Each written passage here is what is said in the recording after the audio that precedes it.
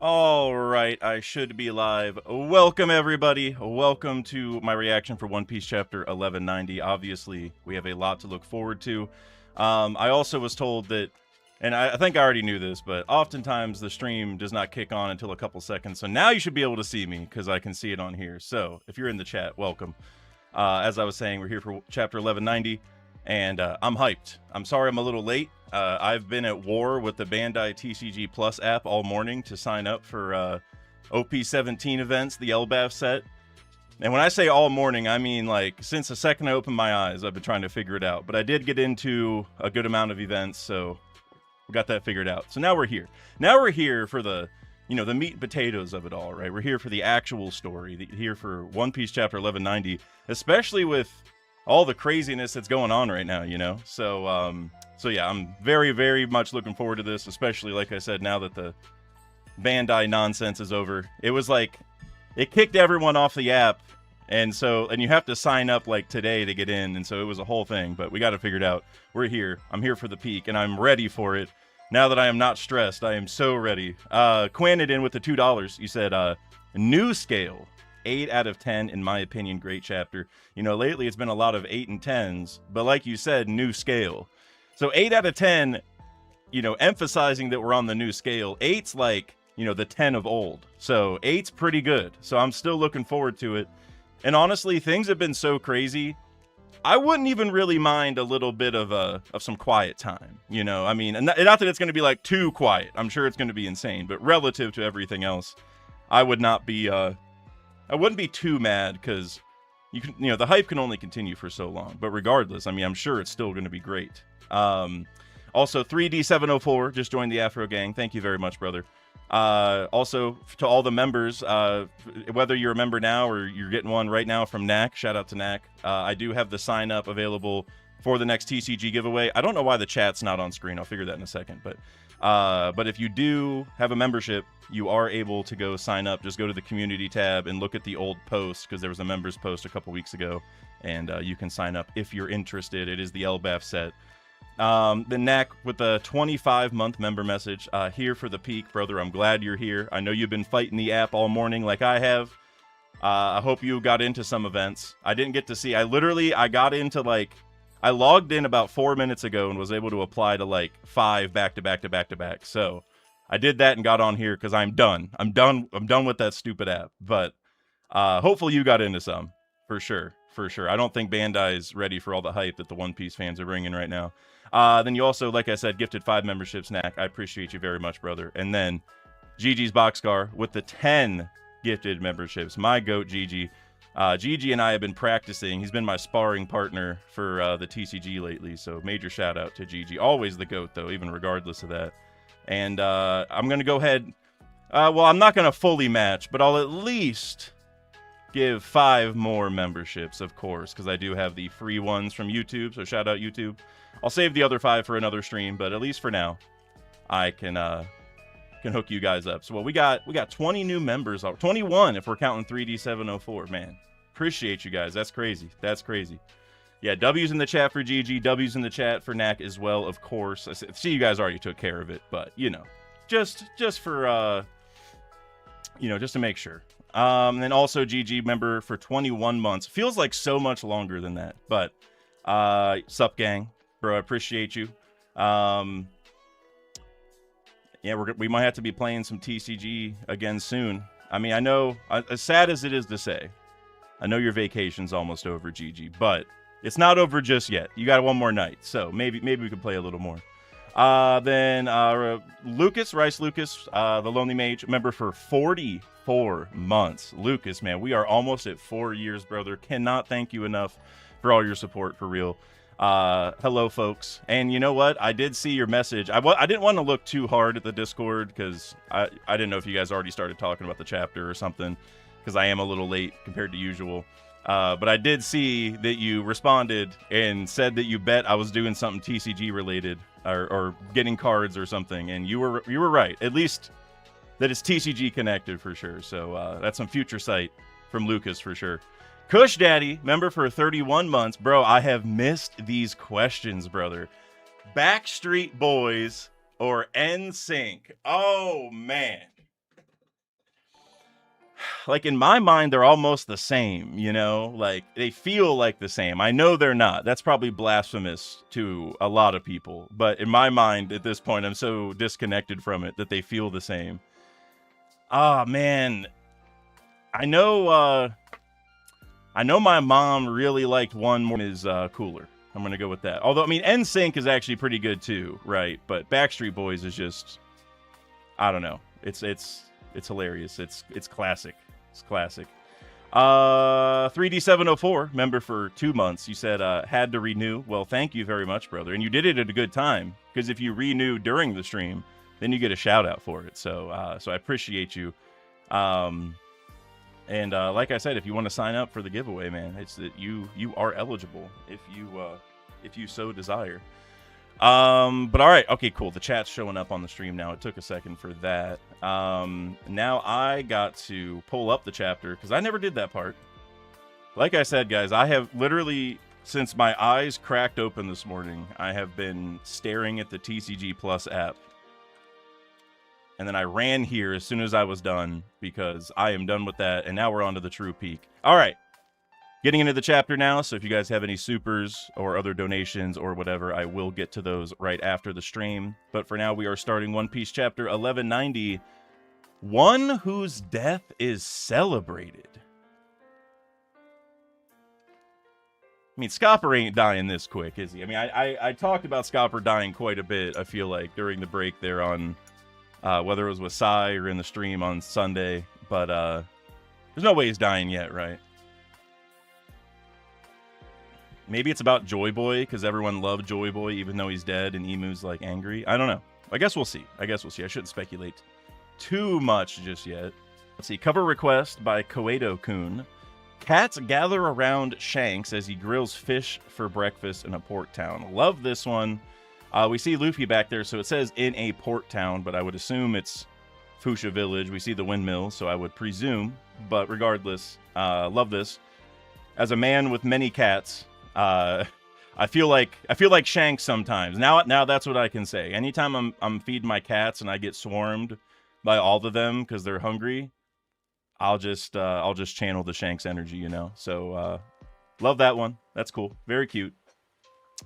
All right, now we're into the actual chapter here. So we see Luffy. First thing I see, Luffy is still attached to like that part of the tree, but he's like, you know, moving away from the scene because he did get cut. You know, like the tree got cut, so he can move now. And then we got obviously Emu and Scopper clashing. Scopper GABAN to the rescue. Emu, Scopper's smiling. I love that. Scopper's a badass. Now we see the tree cut into several places, like I said. I feel like we've seen the tree cut enough now, you know? Like at the end of last chapter, it looked like Luffy was already falling off, and now we've had 2 more panels where the chunk of the tree is still there. But, all right, now Luffy is falling. Like I said, we can see it. And the swords flew out of him.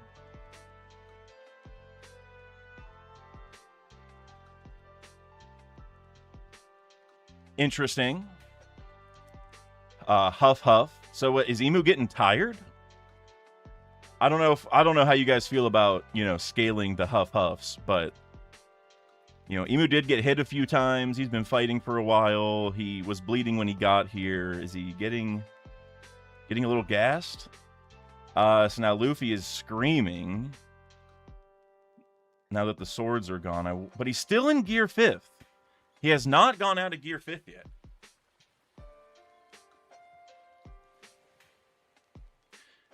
Find that peculiar. I think there's got to be some logic behind that, right?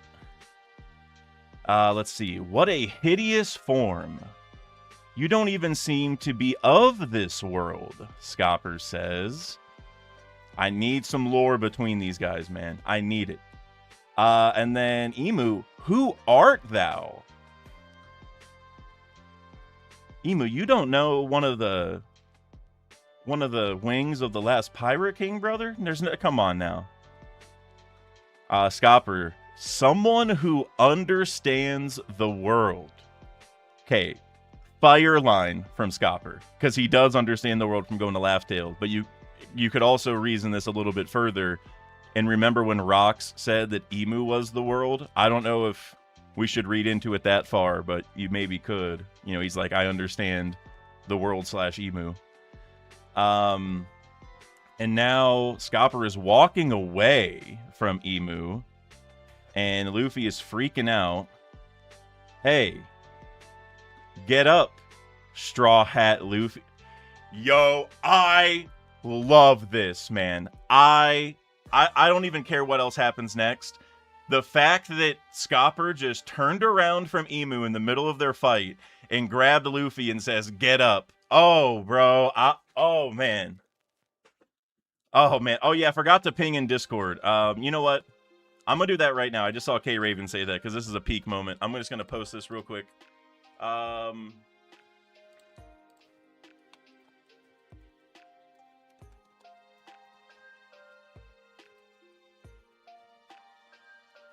Oh my god, I love this so much with Scopper. That is, I'm so glad I put Scopper on the thumbnail. I was debating who to put. Should I put Emu? Should I put Luffy again? I went with Scopper. What a call. I'm so glad.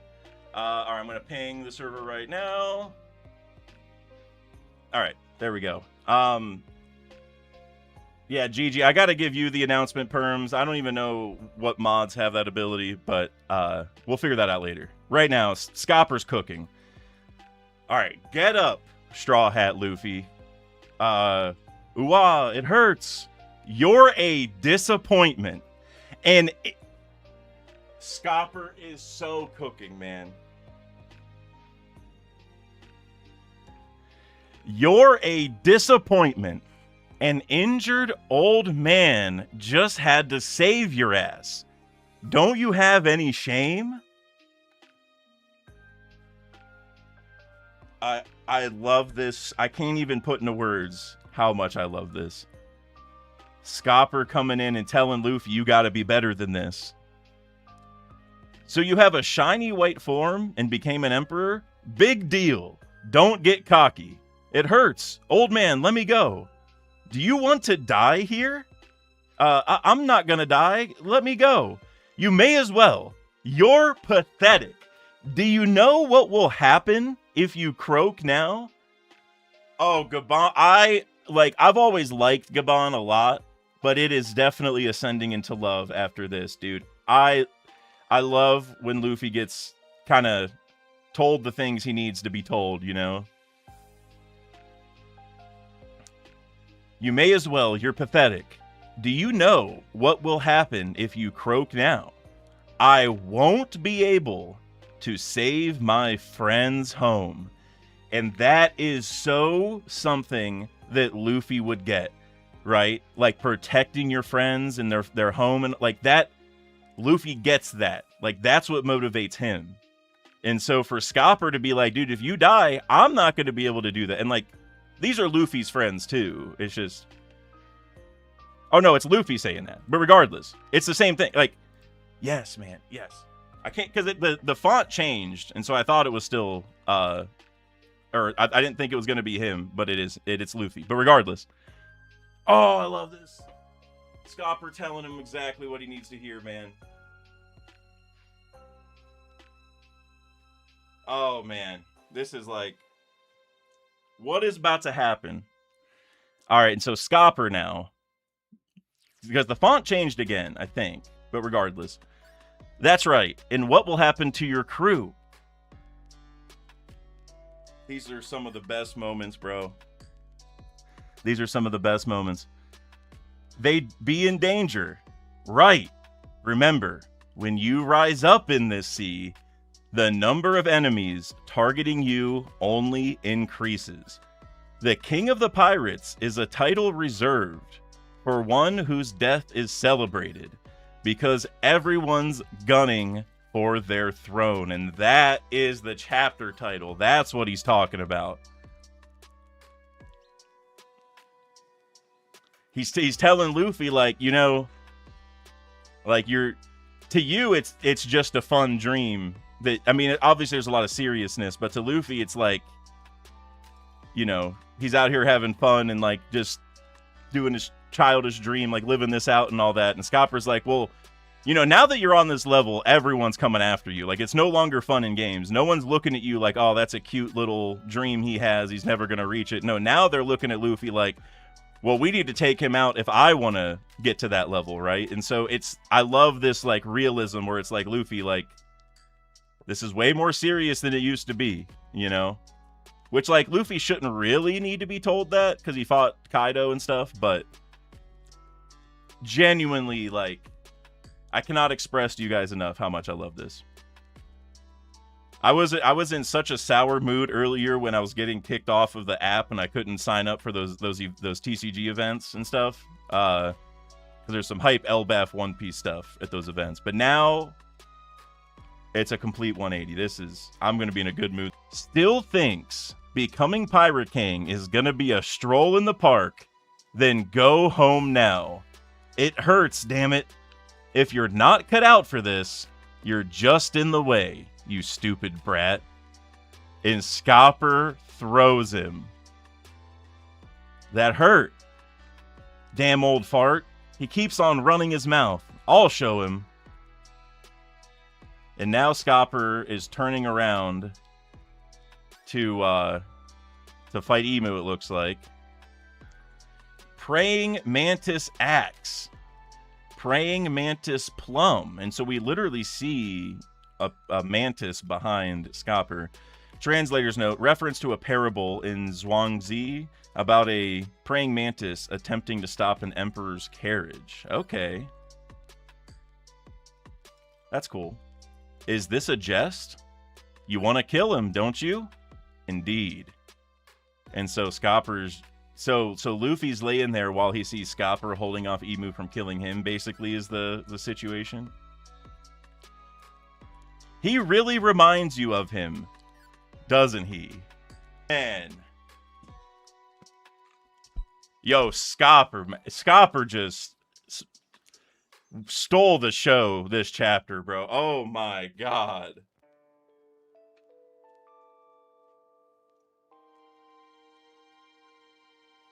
Who art thou? What dost thou know of Mu? Honebami Toshiro, bone eater forged by one of the big three of Japanese swordsmiths. Okay. Sai and I were actually talking about that these swords could tie to some very special swordsmiths on Redacted. So maybe that is going somewhere, maybe. What dost thou know? Is okay. I swear I haven't seen anything. Is Scopper about to say like everything? Like, because remember when Odin, when Odin was writing in the journal, he was like we learned everything, the truth of the ancient weapons, this and that. Is Scopper about to say something like that? I learned from Joy Boy's own words. So we know that, like, whatever's on Laugh Tale, the message is, like, we kind of already do that, but for sure now, it is Joy Boy saying whatever they learn about, right? I don't know whether they hear it or read it. I don't know, but definitely, this is so cool. This is so cool. But don't get me wrong. I have no intention of chasing after a person from the past that I've never seen nor met. I just want to see my captain's dream through till the end. Oh, cough, cough. So Emu is getting a little gassed, right? Or, well, like, it's probably the blood spitting out thing, whatever his disease is, whatever's going on. But that is for sure something's up. Cough, cough. Captain? Stupid old man looking down on me. Come on, heal. Heal. Even if it's just for a bit. So Luffy is really feeling it, but he's still in gear 5th. Who is this captain? The king of the pirates. Gol D. Roger. This is distasteful. Why is a D being called King of the Pirates? Do not let his name spread any further, as you command. That's right, the one who ushered in this golden age of piracy. And why would his former crewmate protect Straw Hat Luffy? Because you're trying so hard to get rid of him. Doesn't that explanation seem the most obvious? When you declared a kid like that a threat, eventually someone that can surpass us will be born. We were just too early. You may as well have announced that he is the one we've been waiting for. Yo, this is such a cool chapter, bro. This genuinely, like, it's not like a lot is happening, you know, but oh my god, this SCOPPER, bro. This is some of the coolest shit I've read on here in a while. I mean, there's been a lot of cool stuff, I'm not gonna lie, but this, oh my god, I'm hyped. This is so peak. I'm gonna go back and read that one more time. When you declared a kid like that a threat, you may as well have announced he is the one we've been waiting for. You got Crocus, you got Rayleigh, you got SCOPPER, you got Newgate, you got Odin, and you got Shanks. Wow, wow, wow. A valid point. We were hasty and foolish. Perhaps we simply mistook numerous coincidences for fate. Let us put an end to this. And so he's got a little Maki flame thing in Luffy. Wait, you idiot. And so SCOPPER's going over there. What's about to happen? Sorry, Treasure Tree Adam. I don't want to devour you, but... Dude, what's about to happen? Arg, ouch. So what, he's hurting from this? Damn, my joints ache. This body of mine's gotten run down. That punk. I won't forgive him, even if he is Rayleigh's friend. Stig Kamuto. And it looks... Oh my... Dude. Dude, look at... The tree is all cut up, bro. I genuinely, I can't believe that this is so cool. This is genuinely so cool. We see the chunk that they're on is falling. Emu is freaking out because there's so much hockey and stuff coming from SCOPPER, I take it. Old as thou art still the Pirate King's crew. Huff huff. Is that what you think? 8,000 slash Grim Throng Honebami. And so Emu's just trying to stop this. Yo, SCOPPER is such a G, dude. SCOPPER's so damn cool, bro. Seriously. I could say the same to you, you know. Wait, about the old as thou art still the Pirate King's crew? Because it's so what is SCOPPER telling him, like as old as you are, you're still... Is he implying that Emu was also part of the Pirate King's crew, like, in the past? I don't know if I'm reading into it too much, but, like, were Emu and Joy Boy or Davy once crewmates, and there's, like, a story there? You know, I don't know. But definitely he's pointing towards him being old, I would imagine. Realm of the Dead. And we see some of the branches falling down. Crashing down. Is that Luffy? Did Luffy fall? Is that him there? I can't really tell. Realm of the Sun. What's that? So we see Gerd still taking care of Loki. What? Did Luffy do that? No. It was someone else. And they're strong. Overwhelmingly strong. Huh? And now... And SCOPPER's there without his arm. SCOPPER lost an arm. And Luffy says, what, old man? Chapter 1190 end.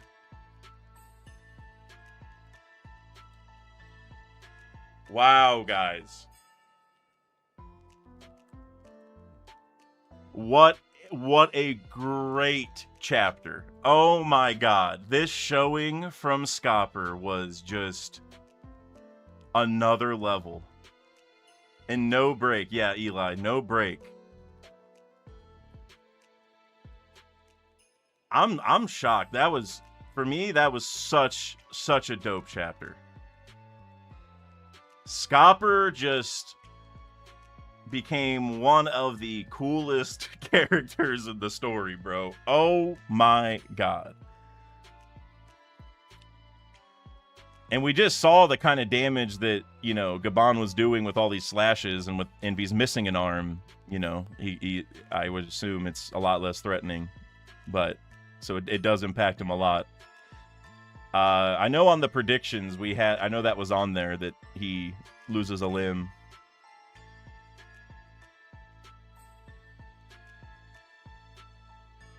So sick. Knack in the chat, you said 2 of Roger's crewmates have now sacrificed their arms for Luffy. Very true.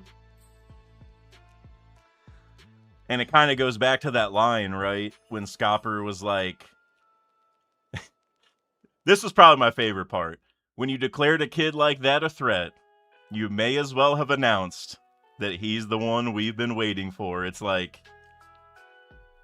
even though Shanks doesn't know everything at Laugh Tale, he still obviously is in the know enough to kind of pick up on things, you know? And so that's also a cool angle to it, where now we have Scopper, who has been to Laugh Tale and knows everything, and he has also done this. It's like major things are afoot, you know? Oh, man. This... genuinely just peak One Piece stuff for me. This was it. The Roger hype. Even this little bit of like this thing where Emu over and over is trying to figure out who Scopper is, which Emu should know, by the way. I think that is a little weird that Emu doesn't immediately know who Scopper is. Because you would just think Emu knows enough, like, especially with the Pirate King's crew. Like, how have you not gone through the, like, Rolodex of all the Pirate King crew members? You know, that is a little bit weird for me. But I do like the way that Oda rolled it up, where Emu's trying to figure out, like, wait, who are you? Captain? Wait, what do you mean? And then Scopper drops it. You know, he's like, you know, my captain was the king of the pirates. It's like Emu's mind blown, you know? Like, that's definitely part of it. Emu's like, oh, this, I didn't think I was, you know, gonna be boxing with somebody that knows everything like I do, you know? So that angle to it I like. But it is a little weird that Emu didn't know. But regardless, the way it was rolled up was cool. So I'll let that pass. Scopper cutting up the tree branch and stuff, that was super peak. And then also at the end, I just kind of clocked this, but at the end with Luffy, you know, he says, "What old man?" So he didn't fall with the other, or did they all fall? That's what I'm.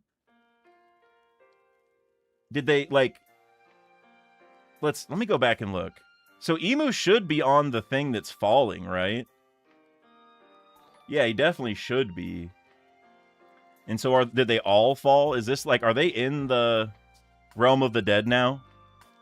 Like Scopper and Luffy and Emu, are they all down there? Because like Scopper was in the air when he cut everything, so you could reason that he landed back on part of the branch that was still connected, but I definitely thought Luffy was going to fall, and Luffy's with Scopper, so did they both? Are all of them down there? I think they're all down there. Because if the battle has now moved to the realm of the dead,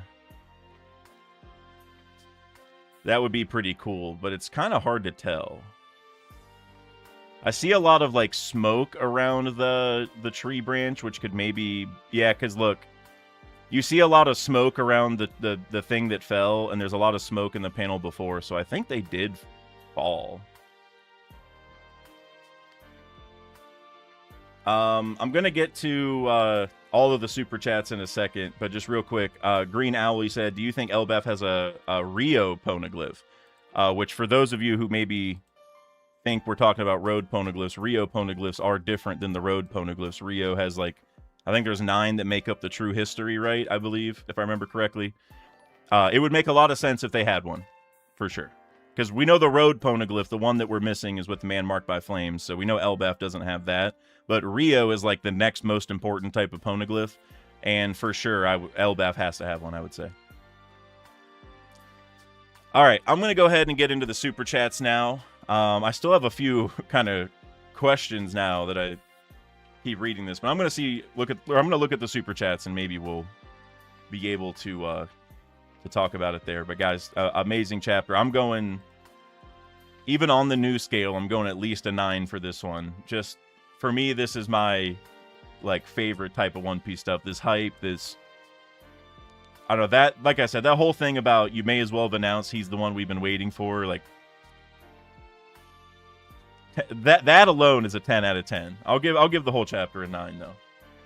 All right, super chats. Let's go over here. Gigi, I did that one. Lucas, I did that one. Kush, 3D704. Bushido with the €2. International Cat Day is today or tomorrow. God help us. My cats are getting some extra treats then, for sure. For sure. And for those of you who were wondering, you know, the kitten I saved, Francine, from last month, she's still doing great, but I still haven't, she's so young, I still haven't been able to check her for FIV, but she is old enough now. And so on Monday we're going to, and hopefully that'll be okay.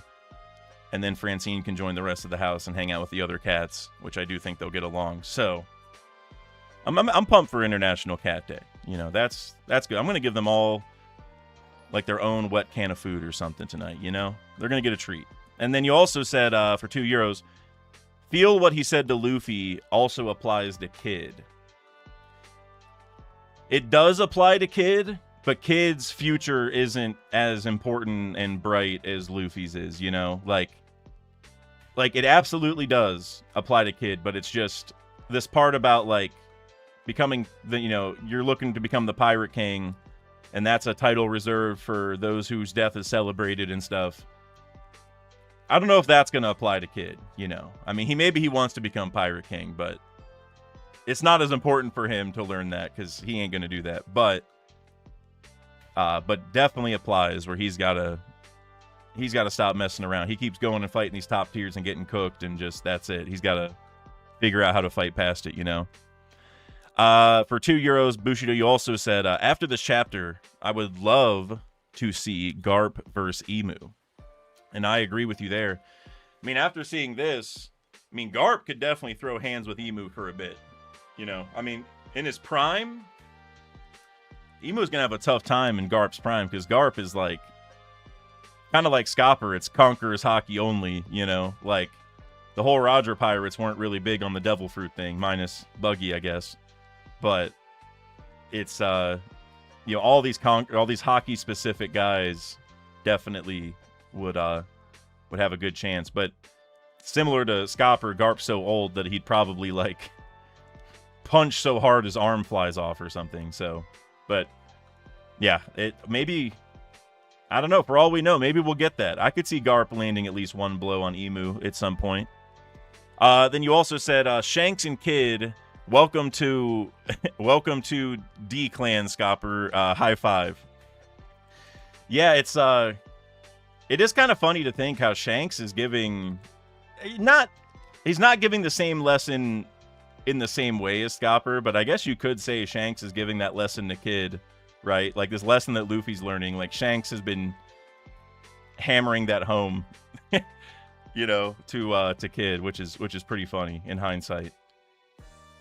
And it would be cool, you know, we've talked about this a lot, or like I've done a video and we've talked about it in the Discord a little bit, but like if there is the Shamrock angle to this, like Shamrock, like Kid hates Shanks because he's attributing something Shamrock did to him because he doesn't know they're different or whatever. Would be kind of cool if we revisit this whole situation, but instead of it, it's like where Luffy has to improve to fight Emu, Kid's going to improve to be able to actually fight Shamrock, like be on his level. I think that would be cool. Adam L, member for 7 months. Scopper scales to Shanks now. Yeah, I mean, seeing Scopper go this ham at this age and put Emu on the ropes for even a second. I say on the ropes. Maybe that's like pushing it a little much, but Emu is obviously little concerned with this. You know, Emu was also bleeding and stuff, so it's hard to say, but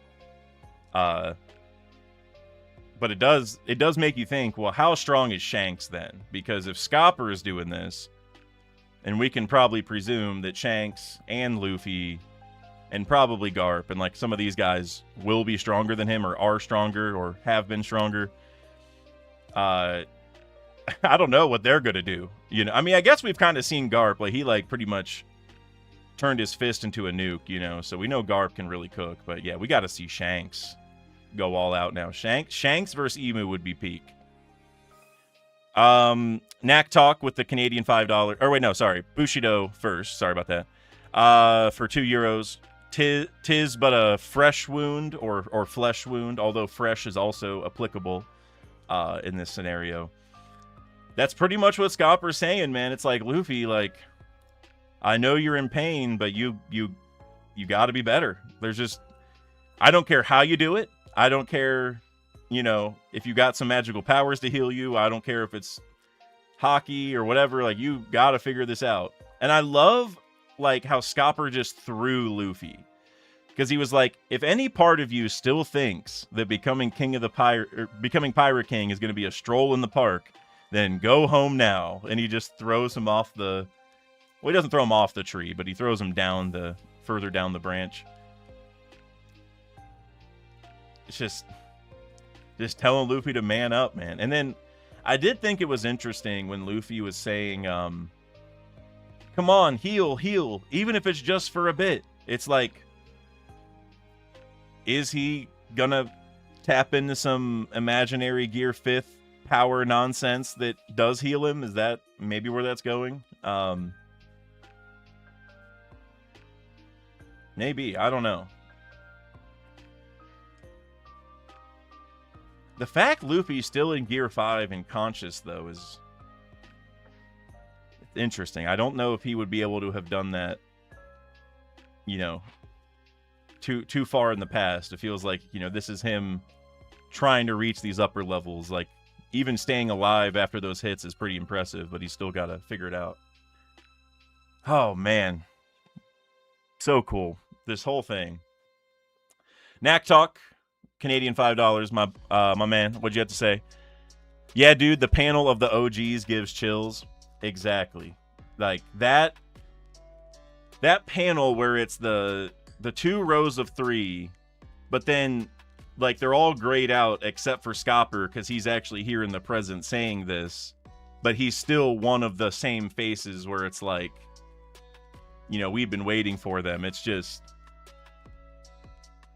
so dope, man. And I gotta say, I love that Newgate is there, because, like, the other 3 have been, well, Crocus, Rayleigh, and Odin have been the Laugh Tale, so they know. And, like, you know, Luffy just saved Wano, so, like, that's why Odin's there. Like, you know, I get, like, it makes sense why they're there. And then Shanks is obvious, even though he didn't go to Laugh Tale.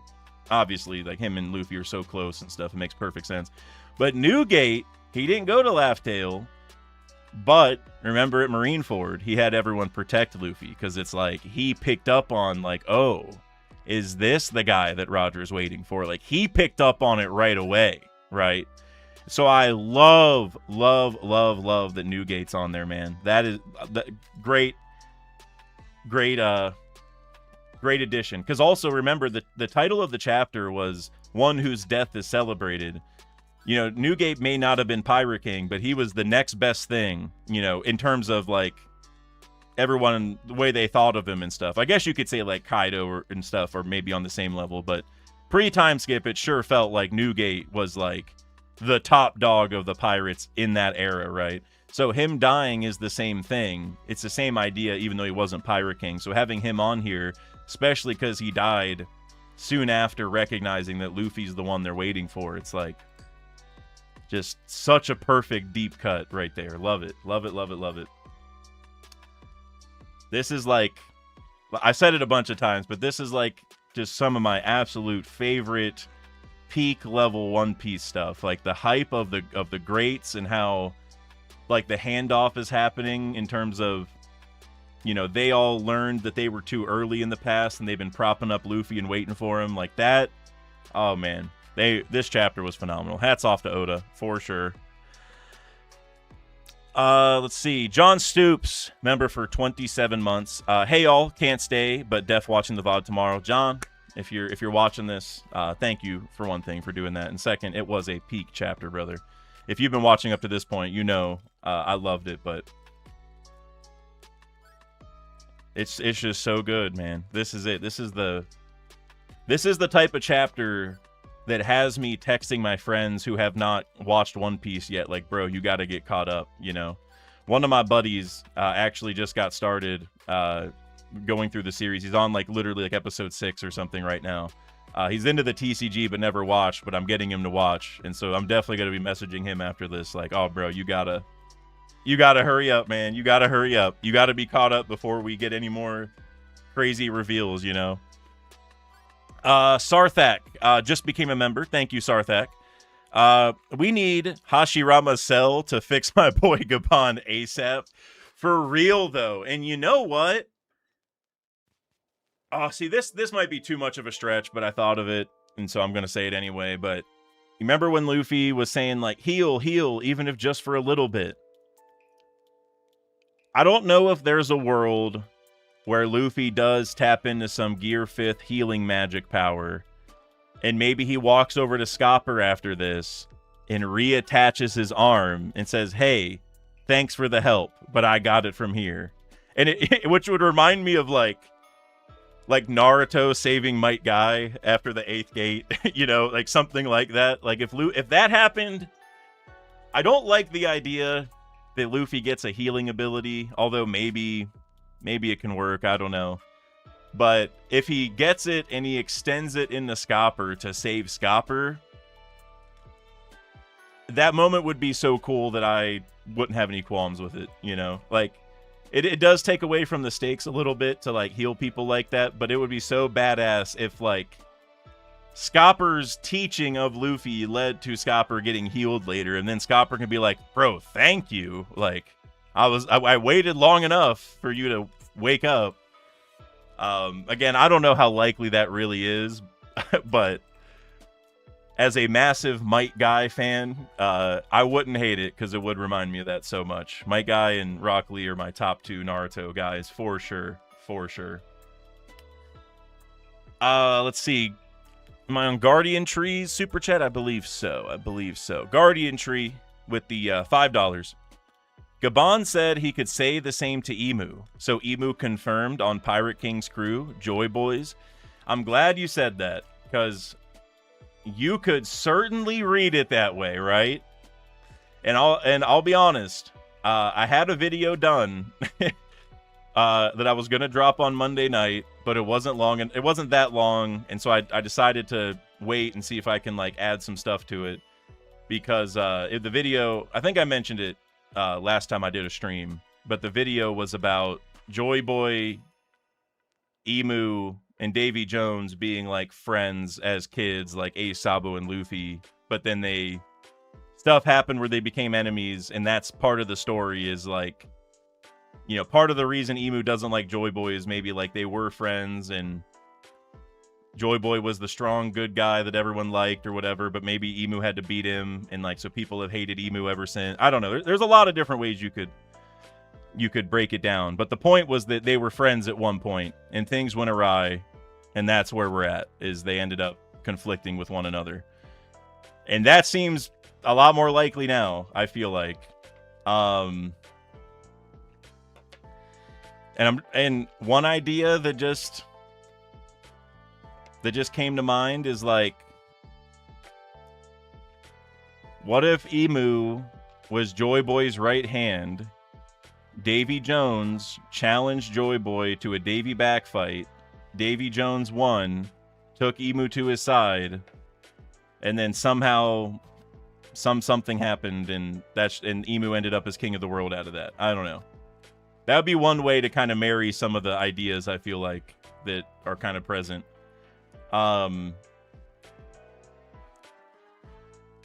Because it would be crazy if Joy... But, like, you also got to think, like, becoming Pirate King is, like... At least it appears it's something that you know, was made rather recently, like a title that came up because people could find the One Piece. And back then, there was no One Piece to find, so you'd have to kind of think through what would have made someone the Pirate King back then. We also know that Joy Boy was the first pirate, so there's definitely an interplay there somewhere. Because it's like pirate crews weren't really a thing. Like, if Joy Boy's the first pirate, yeah, did Joy Boy and Emu take off with one another, you know? And so Emu was like Joy Boy's Zoro, which would actually fit really well because Emu's here using a million different swords, apparently. And he's also like a demon. Like, you could probably argue that Emu is the real king of hell right now. I would probably. At least if you said that, you would know what the person means. And so there could be a little connection there for sure. Because I'm trying to think if it's possible that Davy Jones would also be on their crew, like if all three were. And maybe the story is that they were, but Davy Jones betrayed Joy Boy. But, like, it feels like Emu doesn't really... I don't know. The Joy Boy and Emu relationship feels very weird right now. Because, like, there does seem to be animosity, but obviously some of the panels seem to show they're almost like friends. Like, whenever Joy Boy's smiling towards him, they called each other. And then Emu even said last chapter, like, Joy Boy would never be this weak. It's like, that's almost a respect thing, right? But a lot of the other context would make you think they're mortal enemies, right? And Emu hates that guy. So it is a little weird currently. I'll say one thing for sure, though. They were definitely buddies at one point. I don't know if it was a thing where maybe Emu never really liked Joy Boy, but Joy Boy was so nice and he liked everybody, and so they were friends, but it's almost like a Naruto and Sasuke thing to a degree. Maybe that could be it, but they were definitely buddies in some form or fashion. I feel so confident about that at the bare minimum. Being on the same crew would be sick, though. Like, I just wonder what that story is. Is it that Emu was like a, outcast, like he was from the wrong lineage, revisiting the Buccaneer or Lunarian because he looks like a Lunarian or whatever, or Kurozumi plot lines? Like, was it that? But Joy Boy was like, oh, well, you can join my crew. I like you. And then, I don't know. Like, I really don't know. Next super chat, Green Owl with the $5. Gaban telling him to lock in and stay hard like he's David Goggins.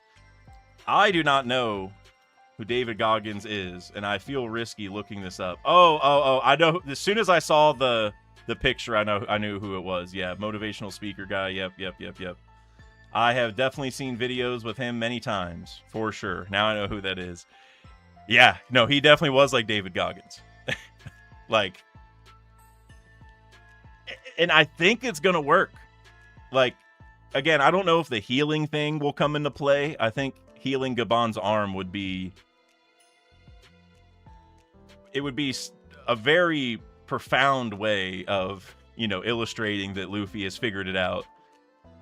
But Luffy is definitely going to do something next chapter that wows all of us.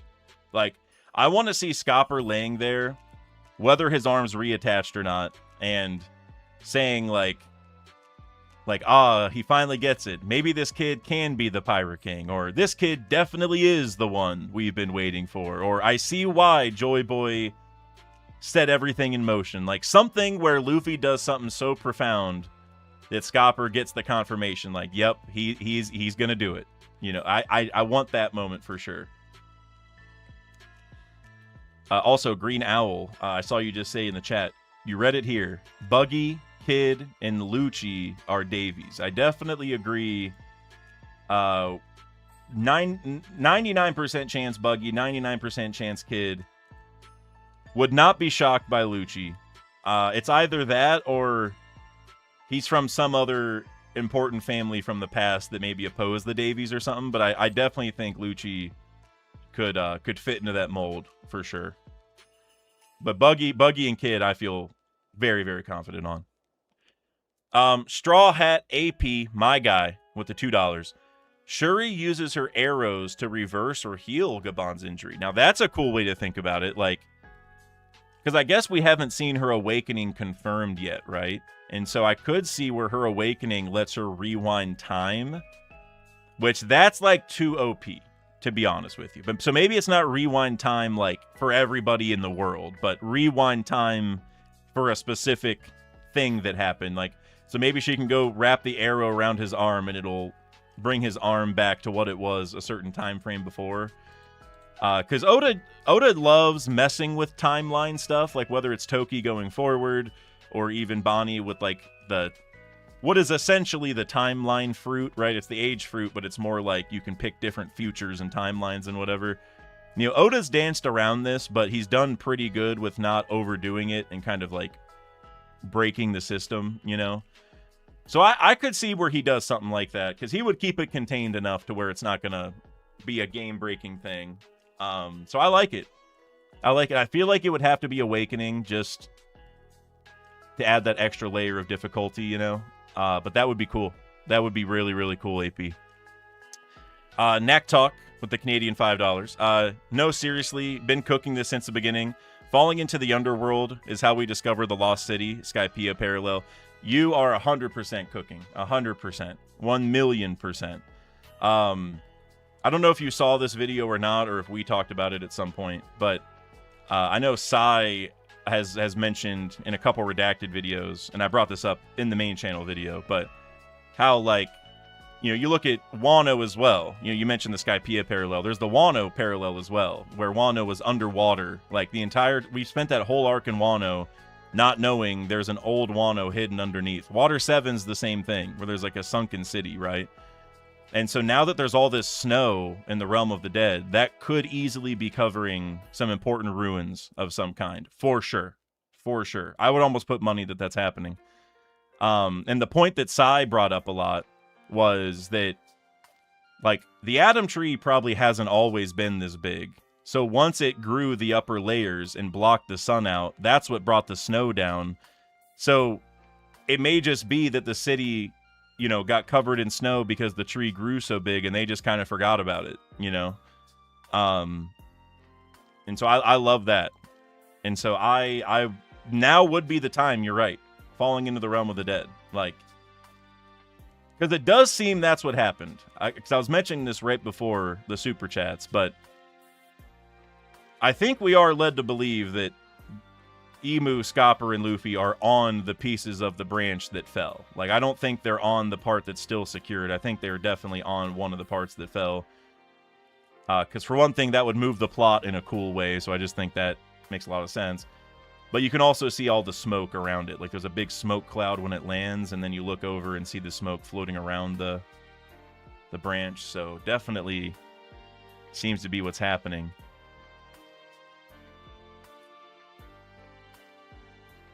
Yeah, man. Lost City stuff. Sign me up. You said exactly. The tree grew too large and blocked out the sun, making it inhabitable. Yeah. Bingo never knew Sai was on that one. Yeah. I think on one of my videos, the one where it's like the Adam and Eve video, I brought up how... and I mean, we'll see if this ends up coming true. I really hope so.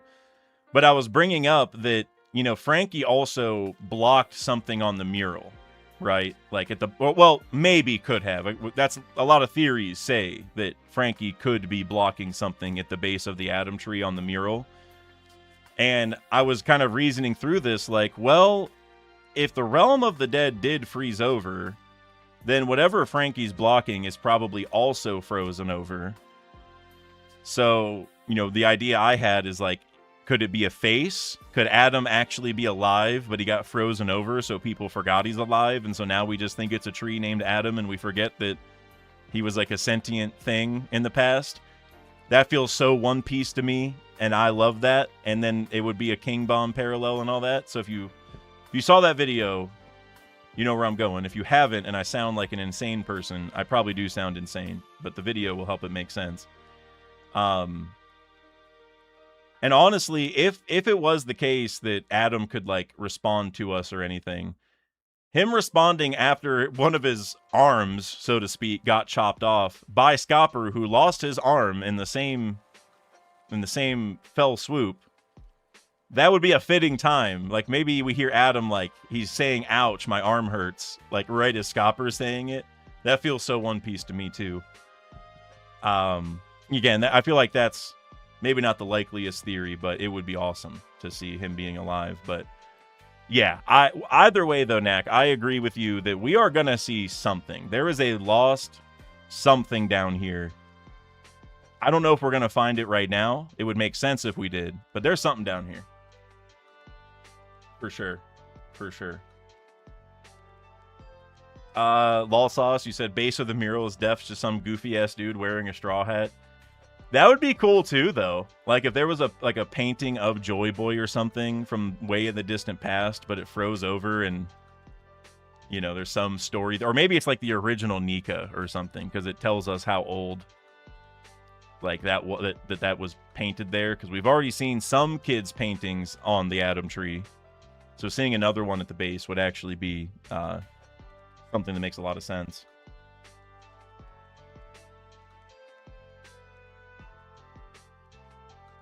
Yeah, guys, I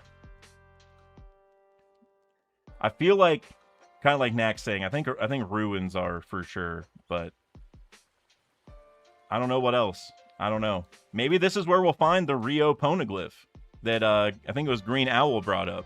That's another option. It's like buried under the snow, and that's what we find. So many good options. If we don't find anything, I will be disappointed. It doesn't have to be, you know, that Adam is sentient and he's complaining about his arm. That would be the best answer, but if that's not it, at least a poneglyph or a city. It's got to be something. Damien, PGR, I think you are next. Yes, you are. With the 10 PLN. Is that Polish something? Zloty? Well, that's what's coming to mind, but I don't think it. Oh, I got it right. Let's go. Thank you. I don't know if I'm pronouncing it right, but Polish Zlotys, one of the two. But thank you. Can't believe Gaban forgot about his son Buggy. Yeah, this would have been a good chance to get a little Buggy hype for sure. Like, I guess, I don't know. I guess it's fine what he did, but definitely could have given Buggy some love here for sure too. Because, like, kind of like I said, like, he showed Newgate, and Newgate didn't go to Laugh Tale. Shanks didn't go to Laugh Tale. But I guess, like, Buggy's not close to Luffy or believes in him, I guess. But we could have had some kind of love for Buggy somewhere on here, for sure. And, I mean, I know there's all the theories that Buggy's going to become the Pirate King. And clearly Scopper thinks it's going to be Luffy, which isn't, I guess, good... isn't good for the Buggy agenda either, but I don't know. Buggy's going to shine at some point, that's for sure. For sure. Adam L for $2. I'm more certain than ever that Law and Kid show up now. Yeah, Kid for sure. Kid, I mean, because we know he's here. Law, there's a good reason to think Law is coming here too, because similar to us, where we went to Egghead, and our log pose didn't update quick enough, so we had to go to Elbaf because we already had that thing locked on. Well, if Law and Beppo also have a log pose with them, Wano's the closest island that they would be getting directed to, right? And there's also the theory that maybe Smoker has Law and Beppo in the box. Who knows what else is going on? But there is reason to think Law will show up too. I kind of hope he doesn't, because Law has gotten so much focus, and I want Kid to finally feel special. And if Law shows up, Kid just, I don't know how well that'll go. It'll be hard to split up, but I certainly agree with you that it feels more likely than ever that they both show up. It feels like this is becoming a really big deal. Although, you know, Emu's huffing does make me think that he's gonna get out of here sooner than we think. Like this panel where Scopper says huff huff, but then Emu well, Scopper is talking to Emu, but he says, "Is that what you think?" I mean, Emu's got blood coming from his forehead, from his mouth, and that's before 8,000 / Grim Throng even starts, right? And so, yeah, you can see him bleeding there while he's defending from the attacks and stuff. You know, looking back at this fight reminds me a little bit of Hunter x Hunter with Meruem and oh man, now I can't remember his name. Old guy. I'm gonna look it up. Hold on. You guys are gonna flame me for forgetting his name. I haven't watched that in like 5 years. Netero. When that, it reminds me a little bit when that fight happened, you know, which is kind of cool.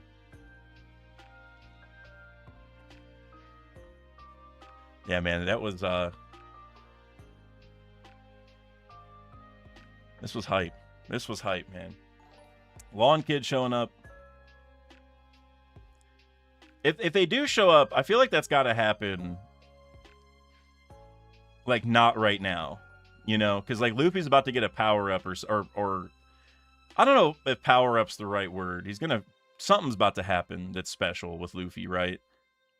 And so I don't want Law and Kid to take away from it, but at the same time, Kid more than anybody needs to be the one who's shining. So we'll see.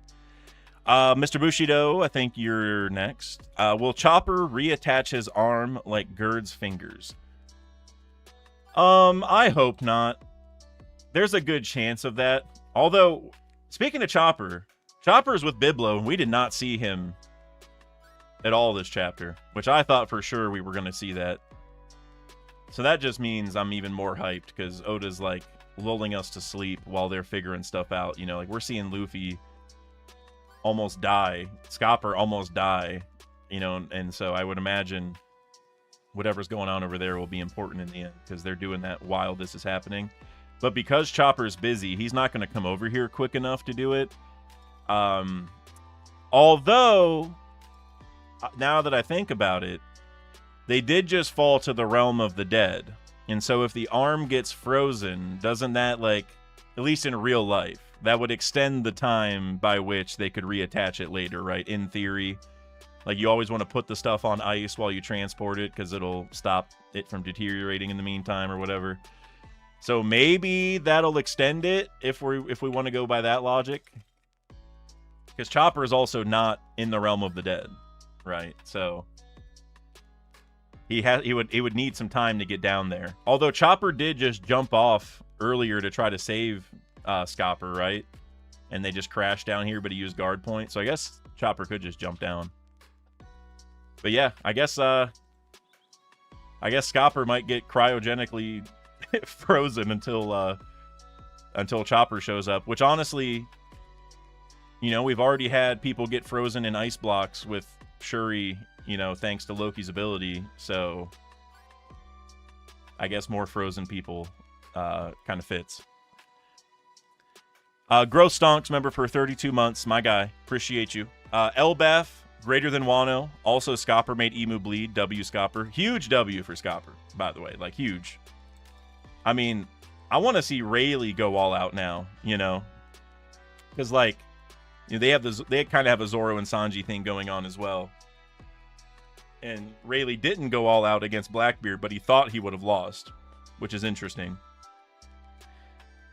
So, I'd love to see that. But Elbath greater than Wano, man, you already know.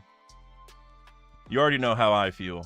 And I mean, I was actually feeling pretty nostalgic for Wano the other day, because I was talking to my buddy who's like he's getting caught up into the story, but like I said, he's into the TCG. So like, this man is on episode 6, but has seen Rox's face, because Rox is in the TCG, you know? And so I think that's a whole new thing for me to tackle, where he's already been spoiled on something that we waited years and years and years on, you know? Like, I would, if I didn't see Rox's face yet, and I was as big of a One Piece fan as I am, and I saw it on a card, that would upset me. But obviously everyone who's into it now has no idea really what they're missing or what they're looking at, so it's a little bit different. But I was feeling a little nostalgic for Wano, because we were talking about some of the cards and just why certain cards look this way, who certain people are, you know, like those questions start popping up, and there's a lot of Wano cards and stuff, so I was feeling a little nostalgic for that. But yeah, Elbaf, I don't see a world where I don't have Elbaf rated higher by the time the arc's over. As good as Wano was, Elbaf is top tier. Isaac Gavey with two $2 super chats back to back. First off, he's talking about the white form a lot. He is, and I'm glad you brought that up. Yeah, because and remember, Scopper, you know, he obviously knows everything from Laugh Tale, and he, as we learned this chapter, or we kind of already knew, but as he said, you know, he heard it from Joy Boy's own words, right? And so, based off of whatever Scopper knows, this white form seems to be something relevant, right? Like, something that he read, I think, definitely ties to it, or heard, read. I don't know how exactly he got the information, but yeah, because he's like, so you have a shiny white form and became an emperor? Big deal. I think he brought it up again as well.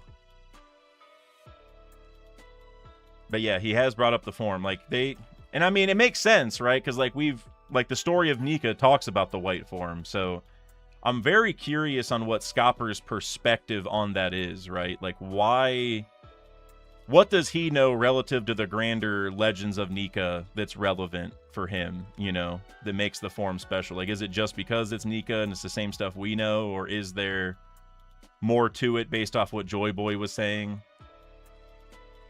And you also think about how, like, Zunisha didn't say Joy Boy returned until Luffy went into Gear 5th and he tapped into that white form. So obviously that is, like, not only is it the symbol of Nika in general, but that is also the symbol of Joy Boy. So I would love to know, like, exactly kind of what Scopper's perspective on that is. Like, what he has heard or known that makes it important. Like, does he know why it's white in, like, all the specifics? Because, like, I get, you know, part of the anime logic is, like, maybe it's just a new color because it's cool and it's a zone and whatever. But, you know, I also have the theories about, like, or it could just all be Steam because he's used Steam in Gear 2 and they played the Steam sound effect when he first went into Gear 5th. And so is he just covered in Steam and that's it? Like, I wonder if Scopper knows exactly what's happening in that form. I would love to know. Then you also said Gaban at the Adam Tree and Ray at the Eve Tree.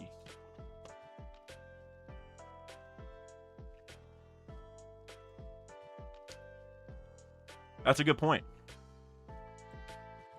Because, like, Rayleigh's not, like, directly at the Eve Tree, but he's about as close as you can get without, you know, having the world government come after you and all that, right? Like, I don't think Rayleigh can go, you know, rent a house at Marineford or New Marineford or, you know, Marijois. I don't think that's an option. So he's about as close as you can get for sure. So that's a good point. And Scopper's here, you know, cutting Adam up. I also loved when Scopper, before he attacked, he apologized to Adam. Right? Sorry, Treasure Tree Adam. I don't want to devour you, but, like, that's so badass. So, like, to say sorry, but then to do all this, right? You can see here how he became the Mountain Eater, right? Like, whatever trees he cut down, wherever that was, hopefully Drum Island, wherever it was, I mean, you can see exactly what happened. This man probably did the 8,000 / Grim Throng, but it wasn't the Adam Tree. It was a bunch of regular trees, and they just got cooked, you know?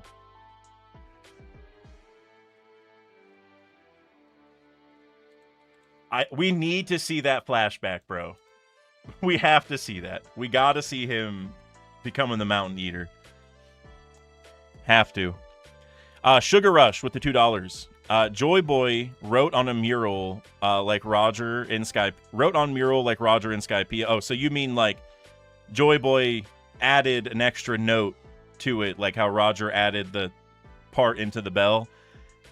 I love that idea.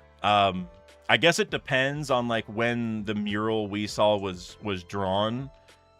Because my thought is, and I don't have like a super perfect reason for this, but my thought is that it was probably written like fresh after the Void Century, because they would have known First World, Second World stuff from just historical texts, and then maybe they were dreaming of the Third World. Like, this is what I hope happens because we need the world to be saved, sort of deal.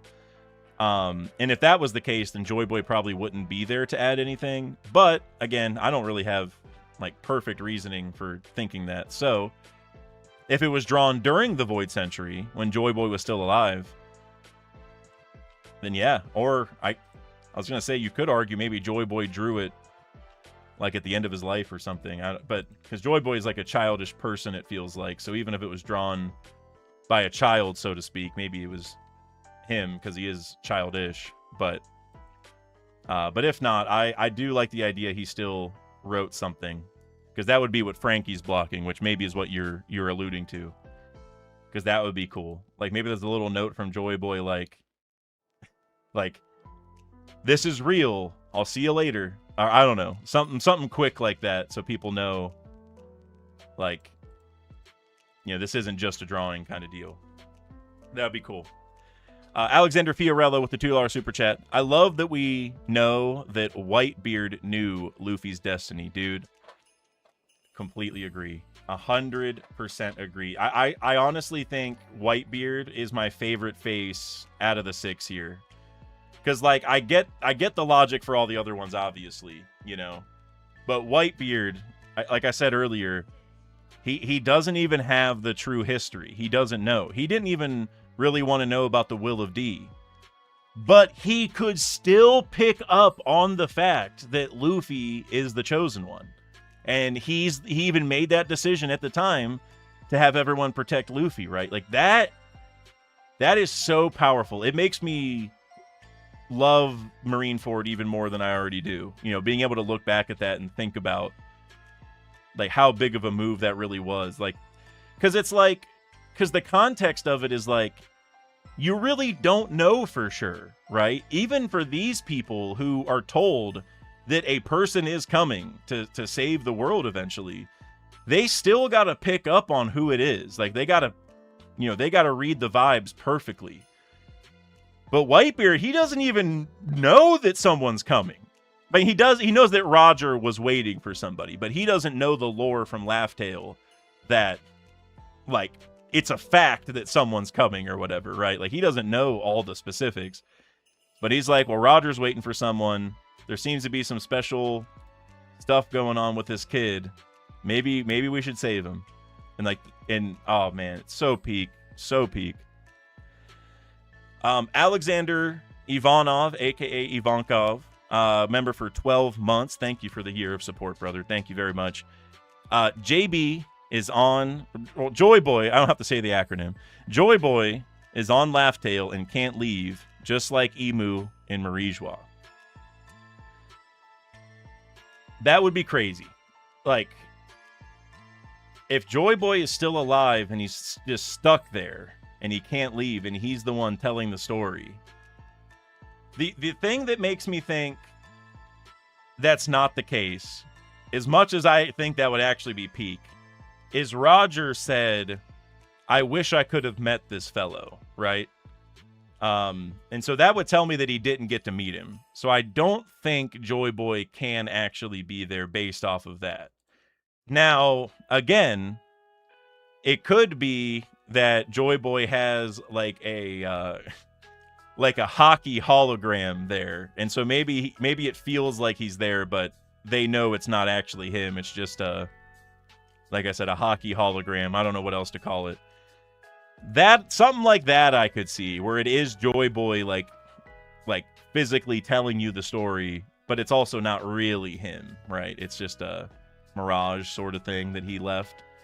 That I could see. But like I said, with Roger, I don't think Joy Boy can actually be there, but hey man, I'd love it if Oda found a way. I think that'd be cool.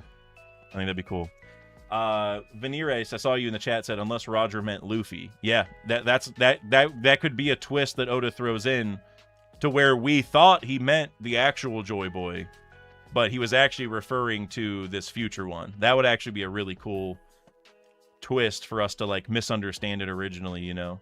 I like that. I like that a lot. Cloud Lizard with the $5. Do you think there's a correlation between Emu being sick and Roger being sick? I'm thinking that Joy Boy wished for mortality or death, and the world government opposed and tricked. Definitely think that Oda is building something there. Now, is there a connection between the sickness in terms of, like, do they have the same sickness? Did Joy Boy and Roger, or did Emu and Roger kind of do the same thing or go to the same place or whatever, and they both got sick in the same way? I'm not 100% sure on that necessarily. But I do think there's a definite parallel that Oda wants us to consider here. And then it's that for the second part, that Joy Boy wished for mortality or death, and the world government opposed and tricked. Yeah, like, it would be interesting if part of the Void Century was that either the Forbidden Sun or Devil Fruits or some technology from the Ancient Kingdom, you know, something that was uncovered, like, led to immortality in a way. And maybe Joy Boy's death was sort of built in a way of, like, stopping that, right? Like, maybe Emu would have been truly immortal if Joy Boy didn't do something to kind of cancel it. And that's why Emu's sick now, is, like, it's because of Joy Boy, because Joy Boy, you know, had, like, a parting gift of, like, well, now you're not truly immortal anymore. Like, you are going to die eventually. And, like, because of me, you know, like, that, I think that'd be kind of cool. But I don't really know, like, where these sicknesses originate, or, like I said, or if they're the same thing, or is the sickness a genuine sickness that you can just contract, you know, virally, like if you're around a sick person, or is it like a hockey thing, like you used way too much hockey at once and now your body's like deteriorating quicker? Like, I don't know what the logic is, but certainly a parallel between the two. 100%. 100%. Mr. Bushido with the €2. Kid, Scopper, Shanks, One Arm Club growing stronger. That's true too. Yeah, actually, that's a really good thought. You know, I think you brought up, I think it was you who brought up the Shanks connection, but yeah, Kid losing his arm as well creates a pretty clear, you know, connection now. So if Kid was going to become relevant, it's kind of fitting it would be around now as well, with another person losing their arm, especially someone connected to Shanks.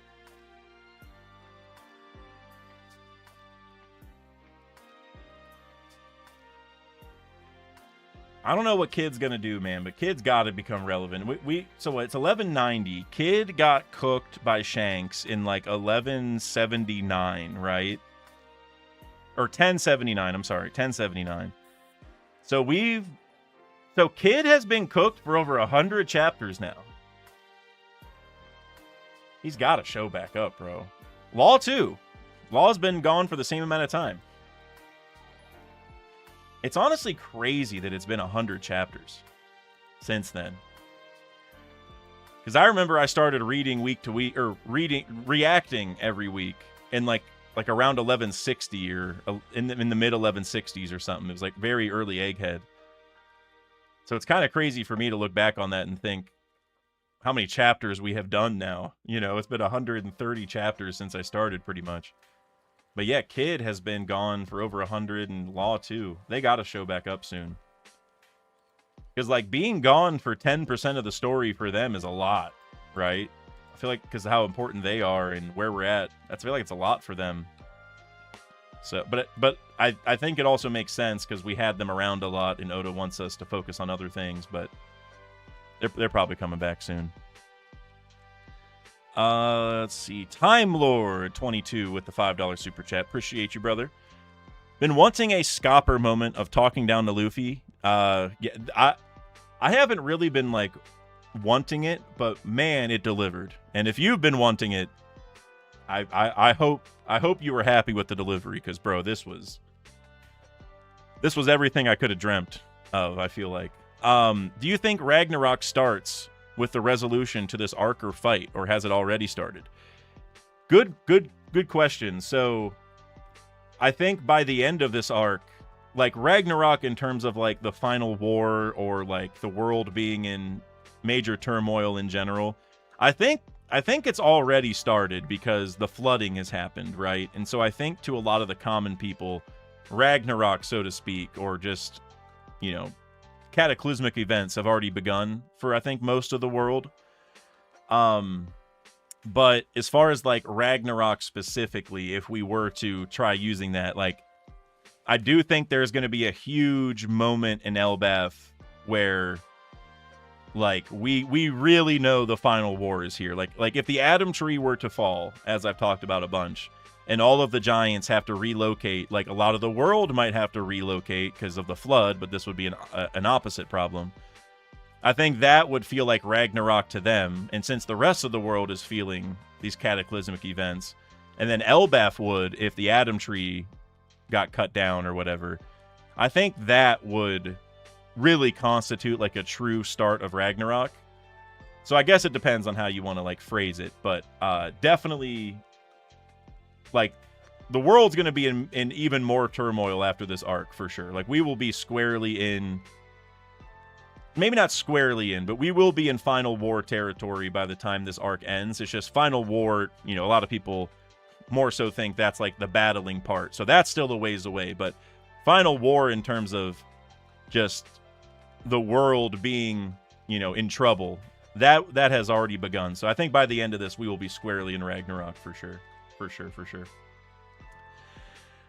Mr. Bushido for €5. I think Roger told Whitebeard and Garp what the One Piece is. Whitebeard believed Ace was Joy Boy, and Garp tried to prevent Ace and Luffy from becoming Joy Boy, but failed. I can definitely see Roger saying that to Garp, but the discussion between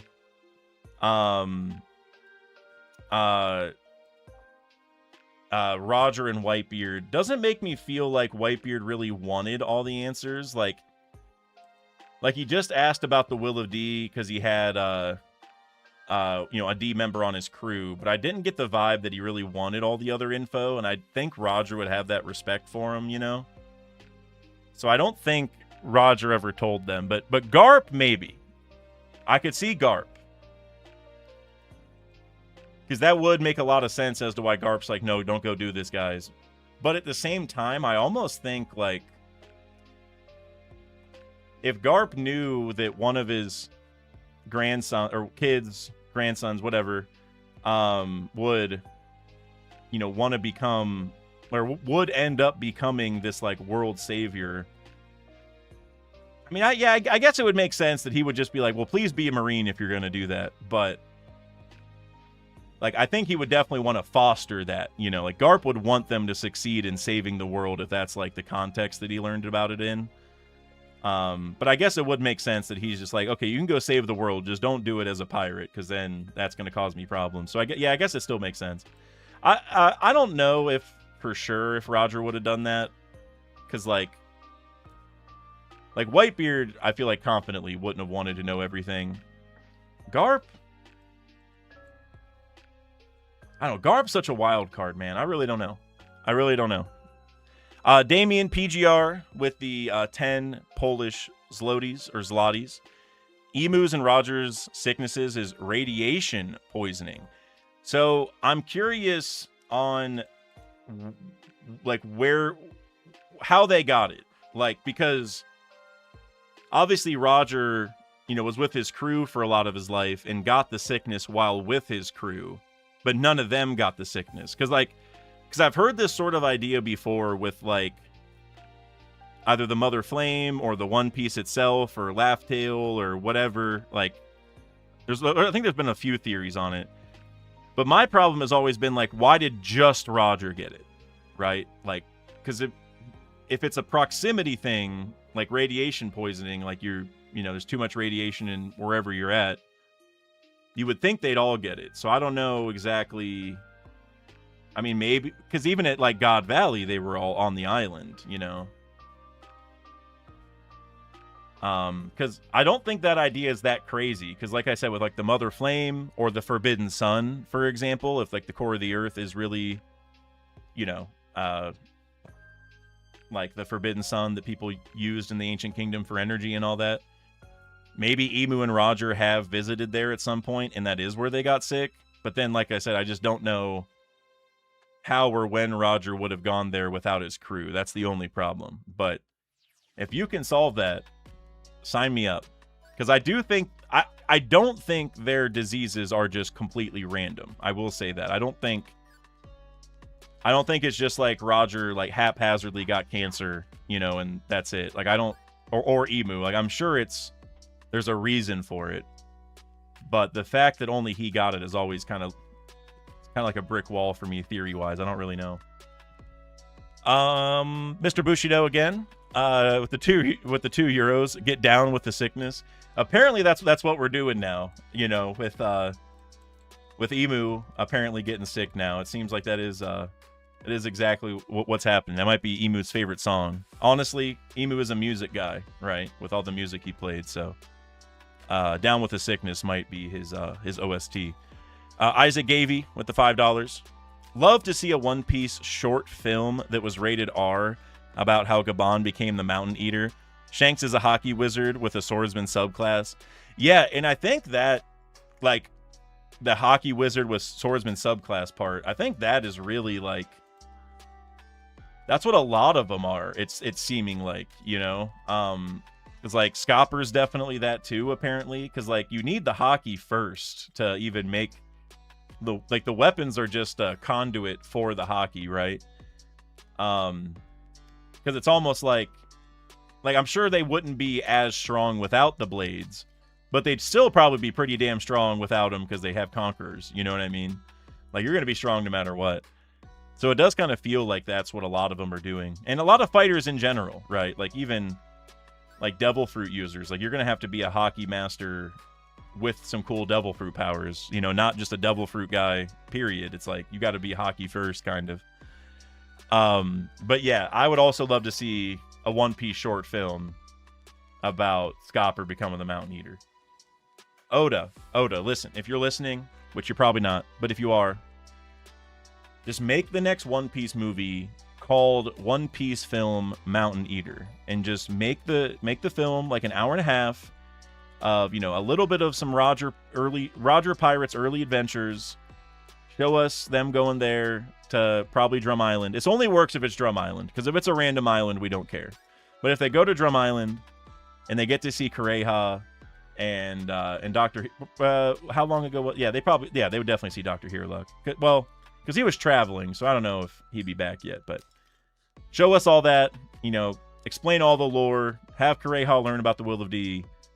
We haven't had a movie in a while. If you're wondering, you know, if you need some ideas, Oda, I'm cool with the Mountain Eater film. We all are. I think we'll sign up for that. God Valley film sounds good. It's probably going to be another non-canon film, but, you know, if you want to go canon, Mountain Eater film, sign me up. And then we can see how Gaban meets Ripley. That would be good too. Mr. Bushido with the €5. I've been working on a holy blade theory as opposed to a curse blade. Maybe that is Emu's weakness. Could Tashigi know lore on Mu swords? Yeah, this is definitely a chance for Tashigi to get an upscale for sure. Maybe not like strength upscale, but importance upscale. Definitely a good chance for Tashigi to become ultra relevant again for sure. As far as the holy blade thing, I think cursed blades might just be the same thing, or maybe cursed blades are holy blades, or vice versa. Like, they might all be born from the same origin, you know? Because I mean, that's a whole theme in One Piece where, like, gods and demons are the same thing. I think Emu even said that, right? Like, what is the difference? So I would think they might be the same thing, but obviously these 19 blades have more sauce than the cursed blades we've seen have, so I'm not 100% sure, but it does appear that Nashjuro uses the Shodai Katetsu, which would be the highest ranked cursed blade in compared to Zoro's Katetsu. And so the fact that a Gorosei is using a cursed blade would tell me that they are still going to be important and relevant. So maybe they do tie to the 19 swords. I don't know. And then another €5 one from Bushido. Thank you very much for all the generosity to all of you. Shiki shows up to help, question mark. I've been saying this for ages, but seeing how strong Scopper is still, I can see Shiki holding his own. I put Shiki on par with Garp. Shiki's definitely up there. I feel like thematically it would not fit for Shiki to be any weaker than Scopper, or to be any stronger than Scopper, rather. Like, if he is about even with him, that might work, because, I mean, he was on the Rocks Pirates, and he did fight Sengoku and Garp and stuff, right? So Shiki is a beast. Canonically, he's a beast. But Scopper is one of the wings of the past Pirate King. So I don't think Shiki should or would be able to do any more than Scopper's done. But I still think Shiki should show up. And actually, it'd be kind of fitting if he showed up now and he's like, Scopper, like, I see you're getting weak in your old age, my old adversary. You know, I could see some, like, villain smack talk at some point. So, I've been down for Shiki to show up since the beginning. I think he's waiting in the Heaven Realm. Urouge is probably waiting in the Heaven Realm. Maybe Big Mom's waiting there. They're probably all not waiting there, but at least one of them should be waiting up there. Or I don't know if Big Mom would be waiting, but Urouge could be waiting. Shiki could be waiting for sure. Big Mom would probably just come crash landing down. I don't know if Big Mom is really thinking through anything right now. I don't know where she's been. But Shiki or Urouge, man. One of them's got to come down. And then my guy, Colin Henley, with the $2 super chat. Colin, good to hear from you, bro. I have not looked at our group chat. For those of you who I think I might have mentioned this one or two streams, but Colin and I actually met last weekend, or was it last week? Yeah, it was last weekend, to go to a card opening event. And so we've had a little group chat to find TCG stuff in the area, because we don't live too far from each other. So good to see you, brother. Maybe too much concentrated hockey causes cancer. That would actually be an interesting way to go about it, because even Scopper, you know how earlier he was like, he was complaining about his old body somewhere, right? Like, damn, my joints ache. This body of mine's gotten run down. It's like, maybe there is a certain level of power that your physical human body just can't handle. And so if you get too much hockey, yeah, maybe your body literally just can't handle it. I mean, I don't think that's the craziest thing. So there's like a power limit in One Piece almost. I guess is how what that would mean, or at least for humans. Like maybe other races have other limits. That would be an interesting way to go about it. And it could also call back to, like, when Roger was saying you got to use enough mass. Like, maybe when you use all of your mass, that's when your body starts giving up, right? Like, your body just can't. It's almost like you're, yeah, you could think of it this way. Like, you're almost borrowing years from the end of your life to power up now, in a way, right? Like, if hockey is, like, tied to life force, which I know it's not the same thing as, like, your soul and lifespan, but they seem all sort of, like, sister factors here, right? They all sort of connect. Maybe if you use too much hockey or too much mass at one point in time, you're just shortening your lifespan. You're just bringing the years down because you're, using it up kind of to power up today. And maybe that's what makes Roger sick, is it's not really that he gets a disease, is that he's aging himself quickly. Not aging like where he's looking old, but just the death age is coming up quicker and quicker because of that. That would actually make some sort of sense. I don't know if all the fans would like it, because like I said, it kind of makes like a power limiter at one point, like, and it would make you think, well, if Luffy ever gets on Imu's level, he's just gonna kill himself fighting. But Luffy almost like kills himself all the time when he's fighting, so I guess that's not really that much of a shocker. Corrosis, you said opposite to Lao G then. Yeah, exactly. Actually, exactly it. Like, because Lao G was saving that for later. Instead, you want to use it all today. That would actually make a lot of sense. Mr. Bushido with the €2. Nami eats the mountain fruit. I can't even think of a single reason why that makes sense. Do you want to... Do you want to extrapolate? I have no idea how that makes any sense, but I don't know. Sometimes you throw these theories at me and then I hear the reasoning and I don't think it's as crazy as I thought. But right now I have no idea where you're going with that one. So feel free to explain in the chat. For €2, Bushido, another one. Garp was on par with Roger, Whitebeard, and Carrot. He wasn't sick. I don't know about Garp being on par with Carrot. Roger and Whitebeard, legitimate. Carrot, I think Carrot is a few tiers below, if I had to be honest about it. I don't know if Carrot is even... She can't even get in the club.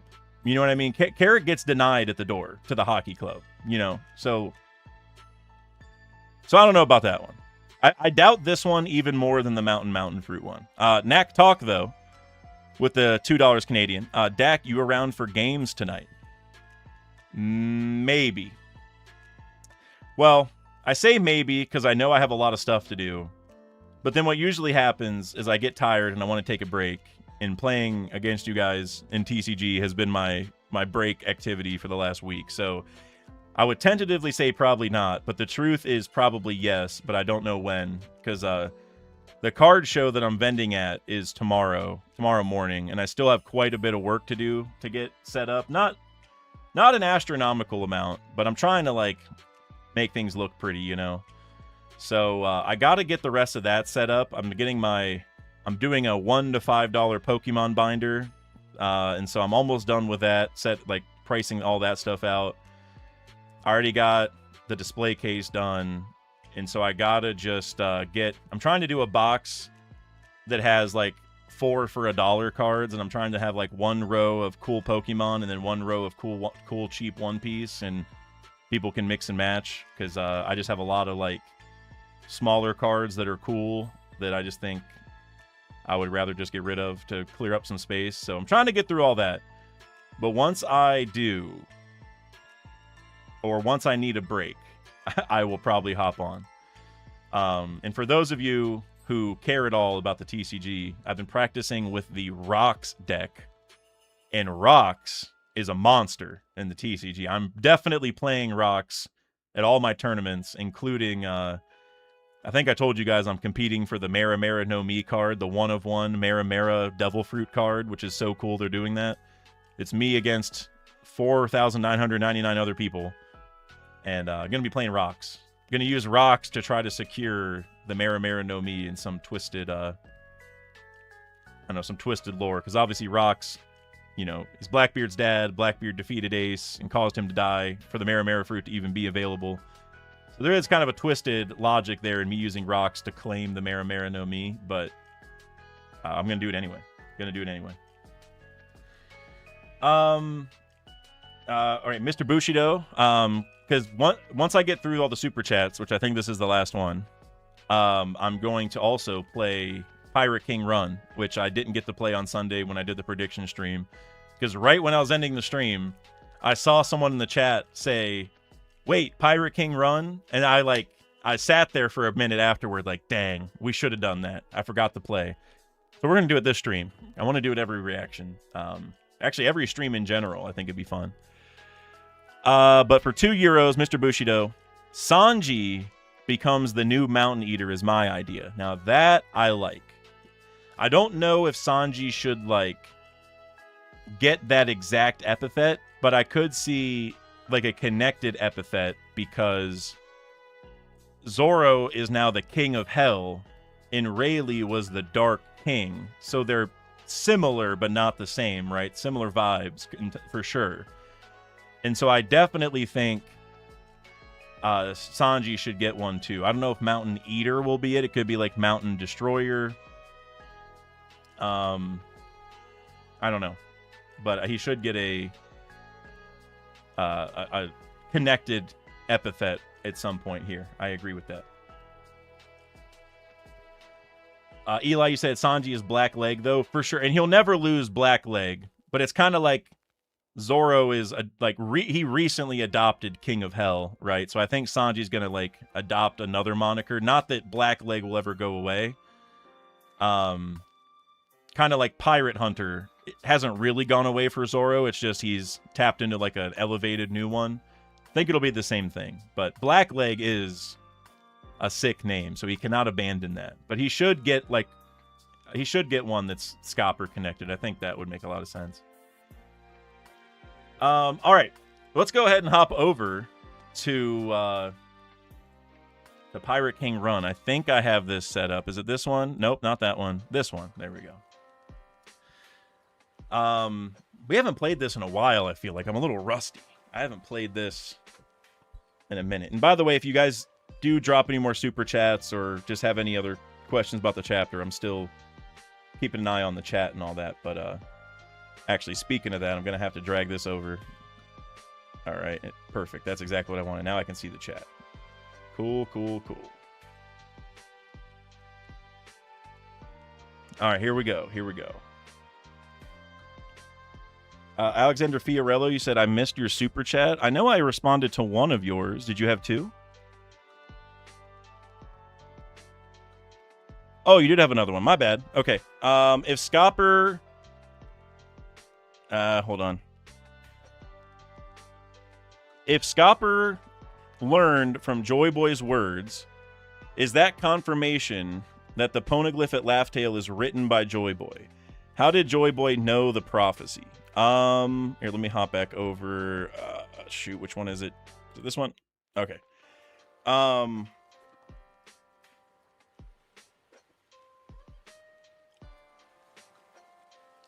It's hard to say because it's like it's probably more of Roger and Odin, I would think, right? Where Roger had a message for people, but Odin had to write it. And that's actually really important here.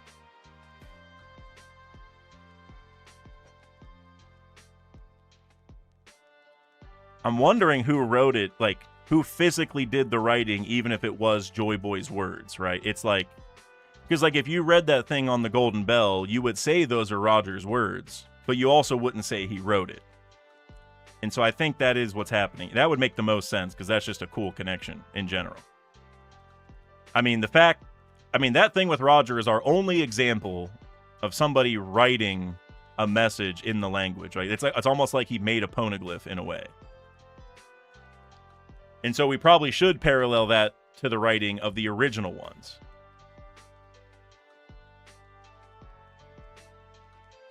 And so who would be the writer? So it would be the Robin or the Odin of Joy Boy's crew. And so this would probably be a Wano samurai, because they made the poneglyphs originally and knew the language.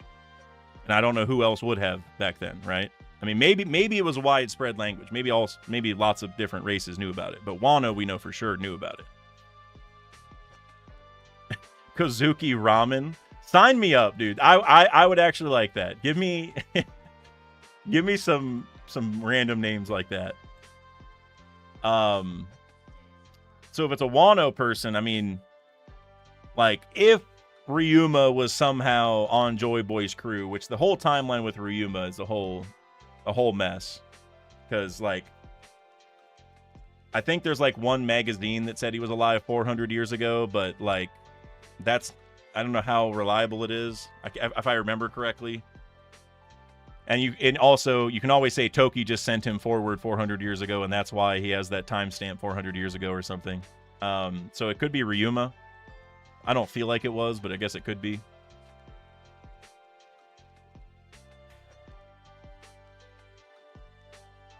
I don't know. Binks is the other answer I keep thinking of. I don't think it is going to be Binks, because Binks is probably like the musician of Joy Boy's crew. But and then also, Alexander, you said, how did Joy Boy know the prophecy? And that, I think, is actually the biggest question, because, like, how does anybody know a prophecy?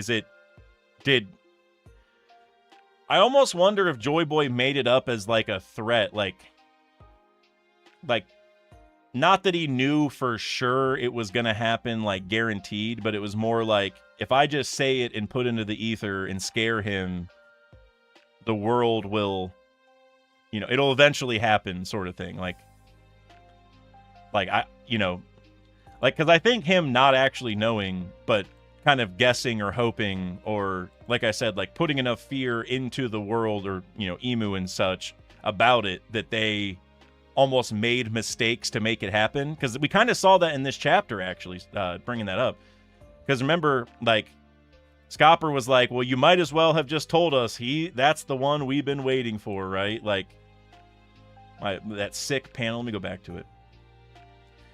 Yeah, he's like, when you declared a kid like that a threat, you may as well have announced that he's the one we've been waiting for. Well, and then Emu's like, yeah, that's valid. We, you know, we messed up, kind of. Maybe that is it, that Joy Boy just said it to scare Emu, and now Emu, out of that fear, has made mistakes to actually bring this future into fruition. You know what I'm saying? Like, I could see that. The other side to it is maybe Joy Boy's hockey, like, guaranteed the prophecy somehow. Or the other side to it is, you know, he just peeks into the future and sees it, right? He's somehow able to see 900 years in the future, and he can see everything unfold. And so he just told us what he saw. That's a possibility.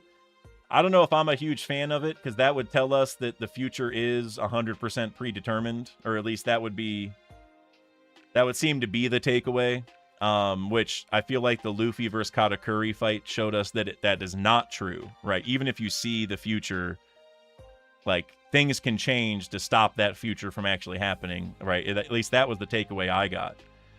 So, so I hope that's not it, because that would be the lamest answer for me, is if Joy Boy just looked into the future and saw it. I wouldn't say that would, like, ruin it, but that would very much taint the whole experience. So I tend to think that's not it. So I hope it's more so that Joy Boy just struck enough fear to make it all happen, you know? Because, like I said, I don't like the telegraphed future trope, you know? I don't like that. But, let's see, Knack, you said, and his willpower created it. Yeah, like, if he truly believed it, like, if he had a dream, so to speak, and just his willpower created it, whether that's scaring Emu or setting the things in place, like having the poneglyphs and whatever else, like all the actions he took, and that willpower meant that this future had to happen, like, that's one thing. But if he literally just saw the future and was like, okay, yeah, someone's coming, we're all good, guys, never mind, it's guaranteed to happen, there's nothing that can change it, we're all good, don't even try, there's no point, it's guaranteed to happen, that would be pretty lame. That would get very close to tainting the experience for me at the end. But, so yeah, I guess that's a long-winded way of saying, I hope he didn't see the future, I hope it's something else. But I do think there's, like, because we know they put this plan together, right? Like, by having the poneglyph spread around, and to put the One Piece on Laugh Tale, and to do all this, right? Like, there was a plan, so they knew they had to do stuff to make this future even a possibility. So we know it wasn't just a locked-in guarantee. But yeah, I sure hope that there's more to it than the future. I want it to be like a manifestation. Nax says, exactly.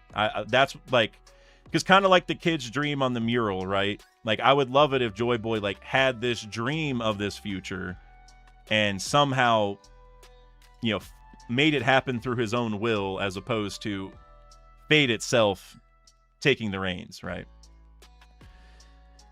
Okay, now I think I'm caught up now, for real this time. Shout out to Rami G for subscribing. I don't know if you're actually here or not, but I saw you subscribe, so shout out to you.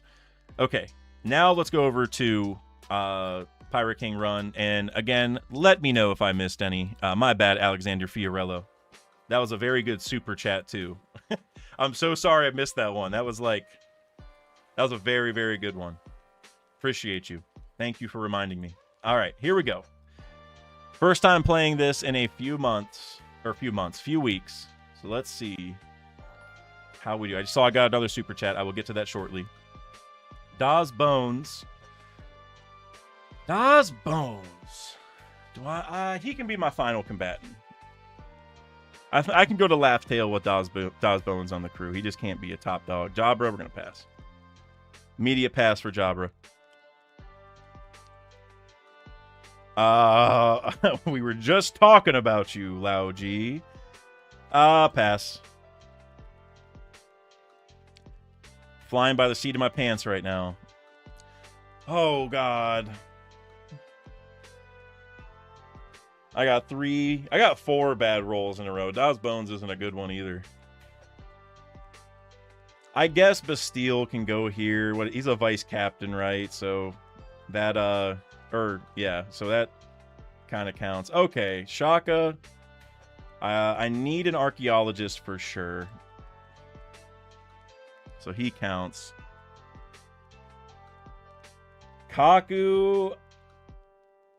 I'll take him as shipwright. Kaku being the shipwright? All right. Judge as the doctor? All right. I don't like how this crew is shaping up, but could be worse. Oh, I could have put Shaka at anything else and then had him as the archaeologist. Clover, man, I love you, but I can't do it. I can't do it. Pork is DA's first mate for sure. Maybe keep it. Captain wasn't highlighted, or I would have maybe thought about that. I'll take Ace as my right hand for sure. Navigator. All fishermen count as navigators. Daruma. Oh, God. Now we're cooked. I need to get, like... I don't even know. I don't think I can even win now. If I get 2 Rogers, I don't even think I can win. Oh, Brule is the cook? Okay, hey, I've hit every position. All I need is a good captain. Oh, God. Oh, God, guys. We got Shoujo. Shoujo is the captain. I'm not feeling good about this. Yep. Paradise Roamer sounds about right, guys. This week was not our week. This was not our week at all. I feel I got every position except for captain too. Oh man, Shoujo. That did not go the way I wanted it to. Oh, man. I will go over and play the Wordle in just a second, but I do want to get over to this super chat real quick from Isaac Gavey yet again. Appreciate you, Isaac. Sorry for the wait. Actually, it was only about 3 or 4 minutes, so that works. I feel like when it comes to power scaling, either the Wings or Shanks and Mihawk, I came to the conclusion that we're just trying to argue which one's more powerful, quality or quantity. Love your videos. For one thing, thank you very much. I appreciate that. And yeah, I actually completely agree. I feel like for me, power scaling in One Piece in particular, like in other shows, it's like, I think maybe a little more concrete. I mean, if you go to Dragon Ball, you got the power levels and stuff, which I guess we had that in Ennie's lobby briefly. So we, sort of did the same thing, I suppose. I'm sure now we would be breaking those. Like, in Dragon Ball, didn't the scouting thing break at one point because they got too strong? That would happen now too in One Piece. So we can't even quantify it now either. But I agree. It's like Oda does not really care about the power levels at all. Like, he doesn't care how strong someone seems relative to another. Really, he'll make the fights work out when we get there. Always, So. Yeah, I've never really been too big on power scaling. It's one thing to have a debate like, can this person beat this person? Or if this person fought this person, how long would they last? Or how long would that fight go? I think those things are good to talk about. But yeah, when you're literally trying to scale one to another for One Piece, it's just, I feel like it's a waste of time. A lot of, like, not because, like, you can't or it's not fun sometimes. I just think Oda's going to have this Zoro and Sanji gag where Zoro's always going to get to fight the stronger of the two, and Sanji's going to have more utility. And that, well, not always, because there was one time when Sanji fought the strongest, right? Was it Karubi back in Arlong Park or whatever? I think there might have been one other, but that time, I think. But usually Zoro fights the strongest guy, you know. And I mean, like, they're always going to be roughly even, but Oda's going to keep up the tropes he has because the tropes have other benefits. You know what I mean? Like he's got to let Zoro have the strongest guy because Zoro's whole dream is to be the strongest swordsman. And then Sanji has all this other cool stuff going on. So it's like, if Sanji was fighting the strongest and was clearly the number 2 and he had all the other cool stuff going on, that's not going to make the dynamic any fun. But at the same time, it's not even that Sanji's necessarily weaker. It's just the way they do things, right? So yeah, I agree with you. It's we're just arguing quality and quantity. It's just like Oda's gonna let whoever he wants to win, Oda's gonna have win. And the past doesn't matter, you know. Cloud Lizard with the $2 super chat. Zoro saying Zoro saying S-Hawk. I was about to say Shock, and I'm like, who is Shock? I've never heard of this guy. Zoro saying S-Hawk, more human than Mihawk, equal Emu-san.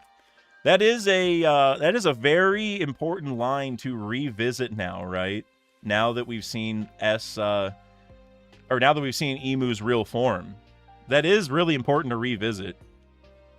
Because, like, not only is it the eye part, but remember the Seraphim look like Lunarians, and Emu looks like a Lunarian. So that even goes deeper. And Zoro obviously hadn't seen Emu or doesn't know all the specifics, but I feel like it's more Oda speaking to us through Zoro, right?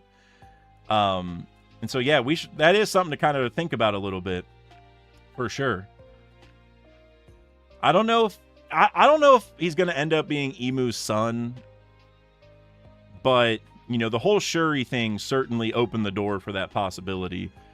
The thing with that too, though, is, you know, Mihawk never became a God's Knight to our knowledge.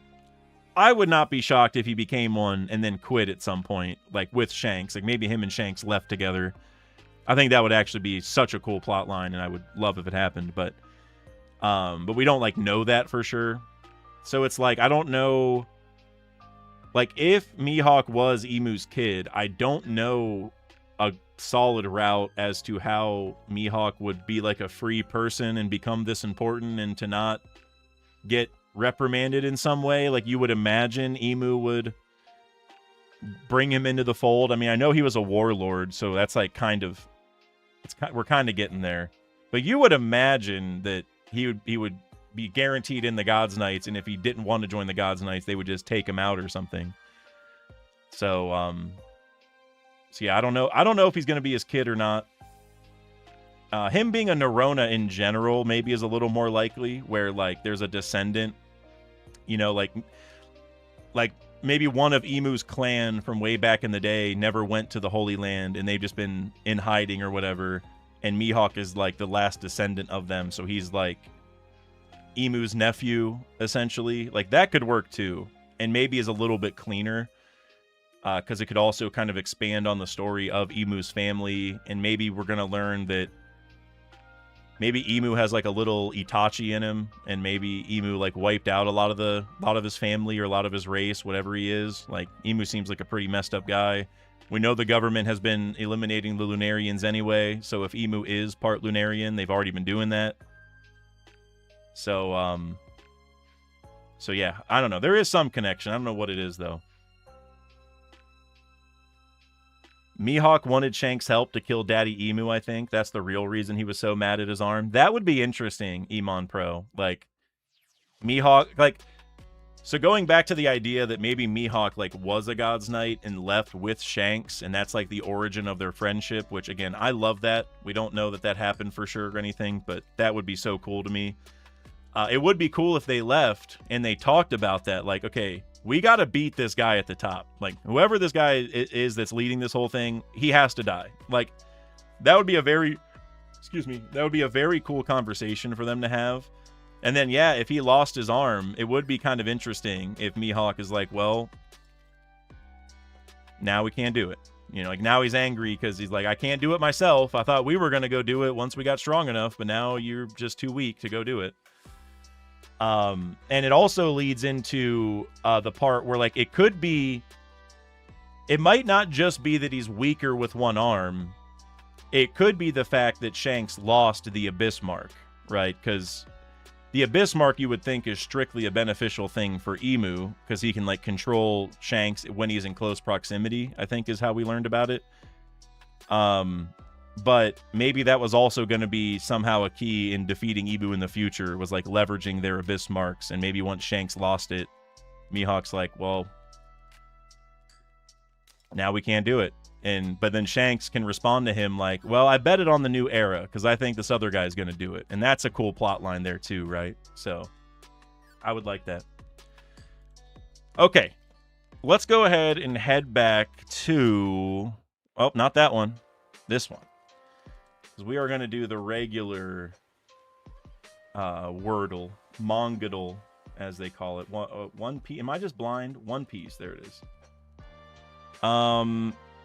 I might have to resize this a little bit.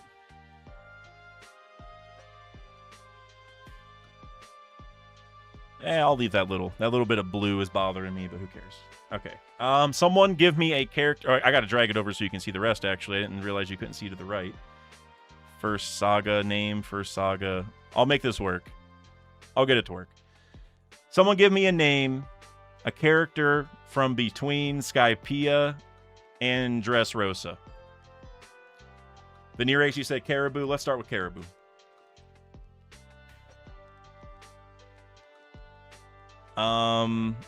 Hey, you can see not everything. All right, we'll just do this. So you can see faction, occupation, first saga. I gotta make this look prettier next time. That'll work for now. That'll work. Let's see. Male human, older than 32. Not a Logia, but there is no hockey. They are a captain. So they're a male human captain with no hockey. Male human captain with no hockey. Introduced before Fishman Island.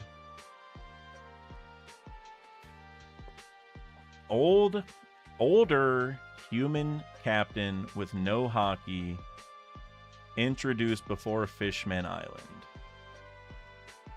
Without a Logia. Not from the North Blue.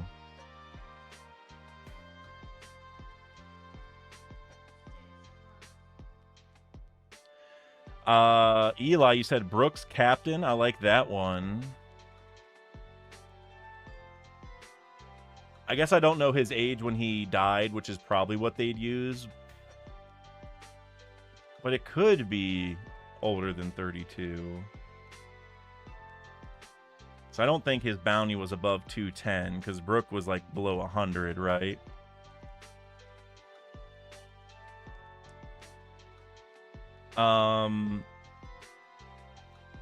Foxy, Kurosis said. Foxy is from the South Blue. I'm almost positive. So, and he probably is shorter than Caribou. He probably is older. He is a male human. He doesn't have a Logia. He doesn't have hockey. He's not in the Blackbeard Pirates. He's actually not in a pirate crew at all, if we're being... I guess, technically speaking, he's not a captain anymore. Right? That's the only thing that I think might ruin the Foxy agenda.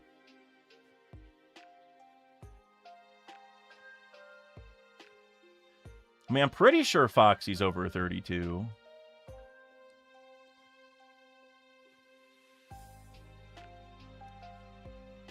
Altair, you said Gaban's the best thing that's happened to One Piece since Rock's first mention in 957. Dude, Scopper stole the show today, man. He really, like, I am a definite Scopper stan now. I wasn't before. Wow. Yo. It was my goat Foxy today, man. Oh, man. It was Foxy. Good shout. Who was that again? Hold on. Was it Corrosis? I see you said Foxy. Was it you? I think you were the first one who said it. Shout out Corrosis. I think it was you. Yeah, you're the first Foxy I see. Corrosis. Major shout out to you, brother. Oh, I can't believe it was my guy Foxy, bro. That's so cool. This is the second time I think we got it on our second guess. Or I don't even know if you really count the first guess. The first guess is like, if you get it on the first guess, it's not even like, there's not even any skill involved, really, you know. But getting it on the first guess after that is always really good. Man, Foxy. Hats off to Corrosis. Great guess. Great guess. It is interesting, like, I would like to talk to the creator of this site and be like, hey, just being honest, like, this Foxy one is, it's actually inaccurate, all right? Foxy is not a captain right now. You said Foxy's still a captain. That was slander. He lost his flag. He doesn't have a crew anymore. They're not a crew. You can't be a captain without a crew. You know? So technically that's not true right now. If Luffy had taken, you know, crewmates, then he'd be fine. But he took the flag, and without the flag, you can't be a crew. And if there's no crew, there's no captain. You know? But they could also be, well, I was going to say they could also just be going off of his original stats, like whenever we first met him, but definitely not, because Caribou said he was with the Blackbeard Pirates, which is very, very recent, so. Veneer Ace, you said, I assume this game just scrubs data off the One Piece wiki. It absolutely does. It absolutely does. You said he has a crew. Porsche and Hamburger still with him. But they're not you can't be a pirate crew without the flag. That's like they aren't a real crew. That's the whole point of the Davy Back fight conclusion was that, like, you can't be a real crew without this flag. So if you're not a crew, then you disband and you can't be doing Davy Back fights anymore, right? So like it's like they can still hang out and sail together. They're just not a pirate crew for now. I mean, they're like a crew in terms of a band of buddies hanging out, but they're not an official pirate crew. So, I mean, we're splitting hairs. I mean, effectively, he's still a captain, but, like, legally by the Davy Back bylaws, he should not be, I would argue. He gave him another flag that was, like poorly drawn, because the message is that he's not... The point of that whole thing was that they're not a crew and they're going to stop doing Davy Back fights, right? That's why he took it.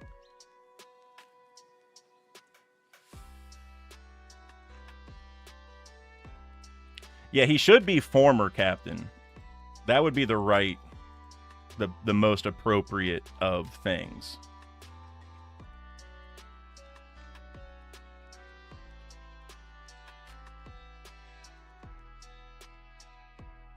Kurosu said that was too quick. It was. That's the only downside to getting the answer that quickly, is then it ends quickly, you know? Then it's just, then there's no more thinking through it. Because there was one we did where it took a few guesses, and that one was arguably more fun. I mean, it's hard to beat Foxy getting the, getting the answer this week, or today. It's daily.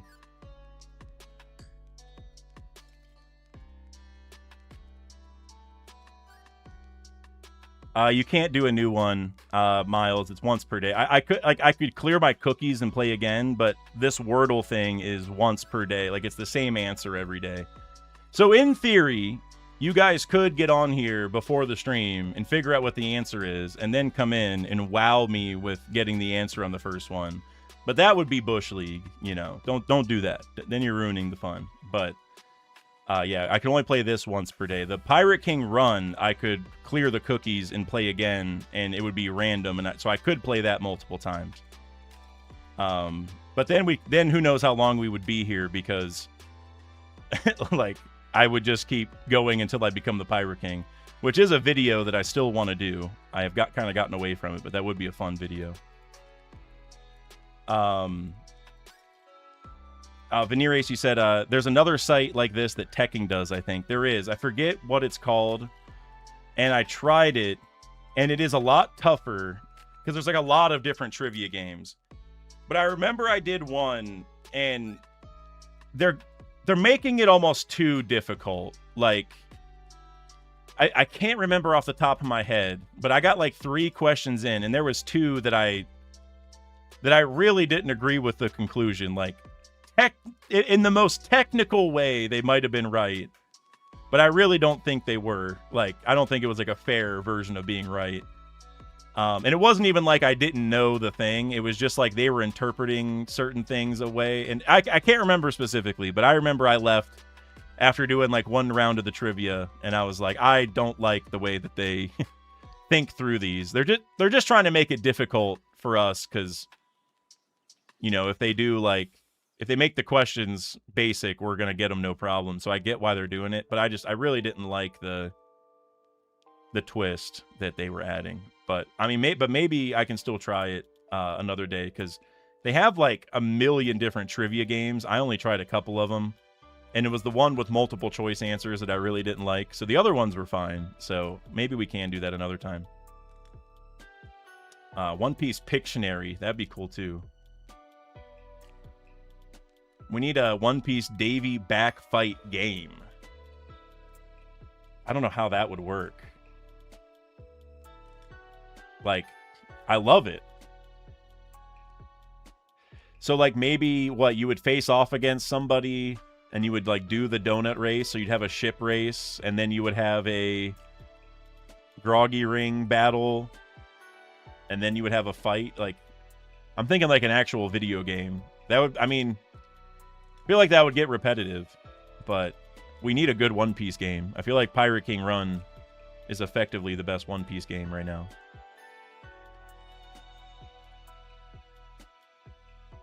Or, honestly, the card game. The One Piece TCG Sim might be the next one.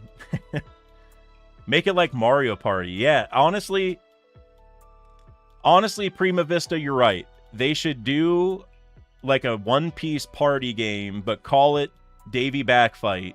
And it's just Mario Party, but One Piece-ified. Don't overthink it, right? Like, theme it like a Davy Backfight. Put the circus stuff up. Have Foxy on the cover. Whatever you got to do.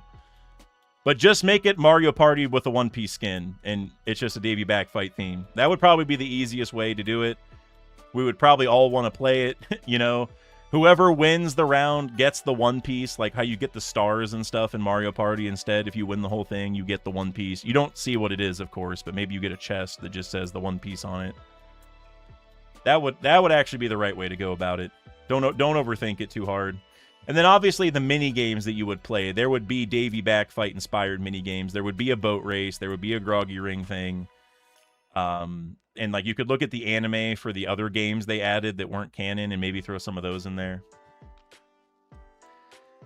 Corrosis, you said, would you do a stream of OPTCG Sim? Yeah. I would love to. I think that'd be sick, actually.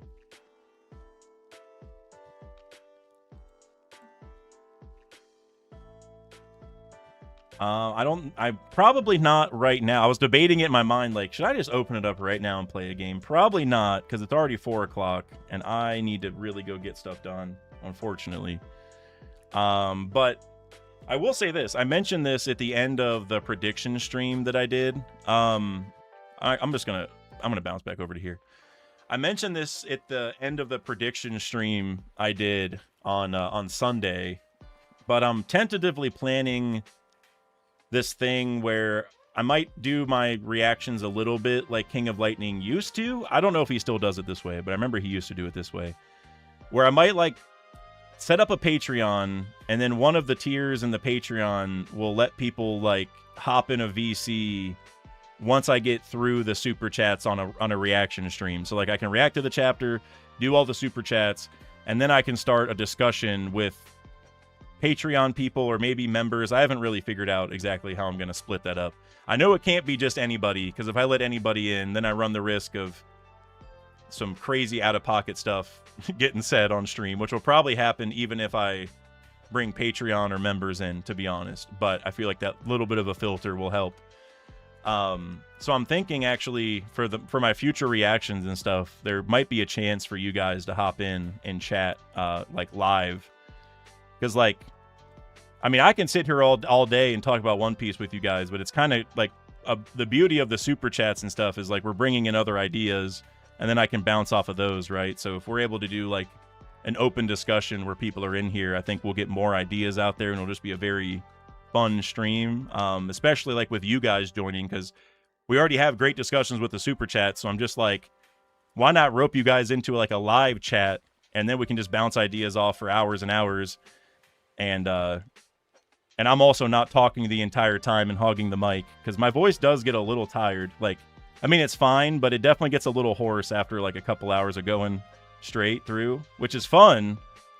But it's like, if I can get other people in here and I can extend the stream and not strain myself, and we're getting more ideas, and you guys just get to join in on the fun, like, that's all. Those are all wins, I feel like. So, so yeah, I don't want to say that's going to be set up by the next stream, but I do have the Patreon, like, it's not public, but I have been setting it up so I can make it public at some point. Because I think that'll be the way I start, is with Patreon, and I'll probably have other things for you guys to look at on there, because I want to make it worth it. Because especially with how Shueisha has been striking a lot of videos, whether it's me or other people, I feel like setting up a Patreon's a really good idea, just in case I get Leluciad off the map. Then there's still a way to connect to me, right? So I think I need to set it up regardless. But yeah, it'd be really fun to get some of you guys in there. I just got to think of, like, because, like, if I make it easy enough to access, then we're gonna have like 100 people in there, and it's gonna be mayhem. If I make it too expensive, then I don't want to make you guys pay exorbitant amounts just to talk One Piece with me. You know, I mean, a lot of you guys get to do it for free in the general VC as it is. So I got to think of, like, the right price point or way I'm gonna split this up or whatever. But yeah, I think that's something that'll happen. Because like right now, I still want to talk about One Piece, but I feel like we've gone through a lot of the ideas, you know what I mean? And so if I had, like, a group of people in here bringing up all sorts of different ideas, and I'm also not needing to talk the whole time and I can think a little bit, it's just like, I feel like we'd get more cool ideas out of it, so. Veneer Ace, you said it could be a tier of sub plus a raffle of, like, 10 members of that tier every stream. That could be a way to do it. Like, I set up a tier where you can be eligible, and then you can, like, sign up to be one of the 10, and then if we end up going past 10, then it's like a randomized thing. It's almost like I'm having PTSD flashbacks already of me signing up for the Bandai TCG Plus stuff earlier today for the pre-release events. Because the way it works there is, like, if you're in the first, let's say it's a 64-person tournament, if you're one of the first 64 people to sign up, you're in. But then if they end up going beyond the 64 and more people sign up, then they do a raffle for those excess to get whatever spots people don't take from the first 64, if that makes sense. So it's somewhat similar, where you're, you know, what if you hit more than the allotted amount, then you start doing a raffle system. So yeah, I will, when this is set up, because I do think I am going to do it, I just am not sure when. I'll definitely make an announcement or whatever on the community tab. But and that's actually another thing. Be on the lookout for more community posts, because I know I used to do this a lot and I got away from it, and now I almost never do community posts. But I want to do more like random polls and stuff like that. Like I think the channel is Ultimate Yonko. I can't remember off the top of my head. I think it's Ultimate Yonko. But during the World Cup, he had, like, a favorite character World Cup tournament through his community post polls. And I thought that was a really fun idea. Like, just a cool thing, just to connect and talk about One Piece in a new way, you know? So, trying to think of some cool community posts to do, some polls and whatnot, or I don't know. We're figuring it out. Trying to, like, pay more attention to the channel. I feel like it's gotten away from me a little bit, but that's the goal. Well, really, tonight and tomorrow, it's all about vending at this show, but I do want to, I don't know, reawaken the channel a bit, because I've been slacking. I've definitely been slacking. Duran Ross, he said, Sai does polls a ton. Yes, and he uses them in his videos as talking points, and it's genius. And I need to do that as well. Not, like, quite in the same way he does, but there are times where, like, I'm doing a video, and there's, like, a debatable point that I want to talk about, and I'm like, maybe I should do a poll just to... It would just be interesting to bring up in the video, you know, bring it up and just, like, well, most people view it this way, and I see why, but I go with this answer because of this, and it just, you know, more to discuss in the video. But yeah. All right, guys, I think I'm going to wrap it up here. We're a little bit past 2 hours now, and like I said, I have so much to do with the vendor thing going on tomorrow. So if you live near Newark, Ohio, I'm going to the R&D card show. If you want to stop by, free admission. If you, tentatively, I'll say if you're a member of the channel and you show up and you want a deal, I'm definitely going to hook you up. But now I don't want people who've never heard of me just come up and say that just to get, free stuff. But if you live near Newark, Ohio, definitely stop by for sure. But yeah, without further ado, guys, thank you as always, seriously, for all the support and just for being here. This makes One Piece so much more fun.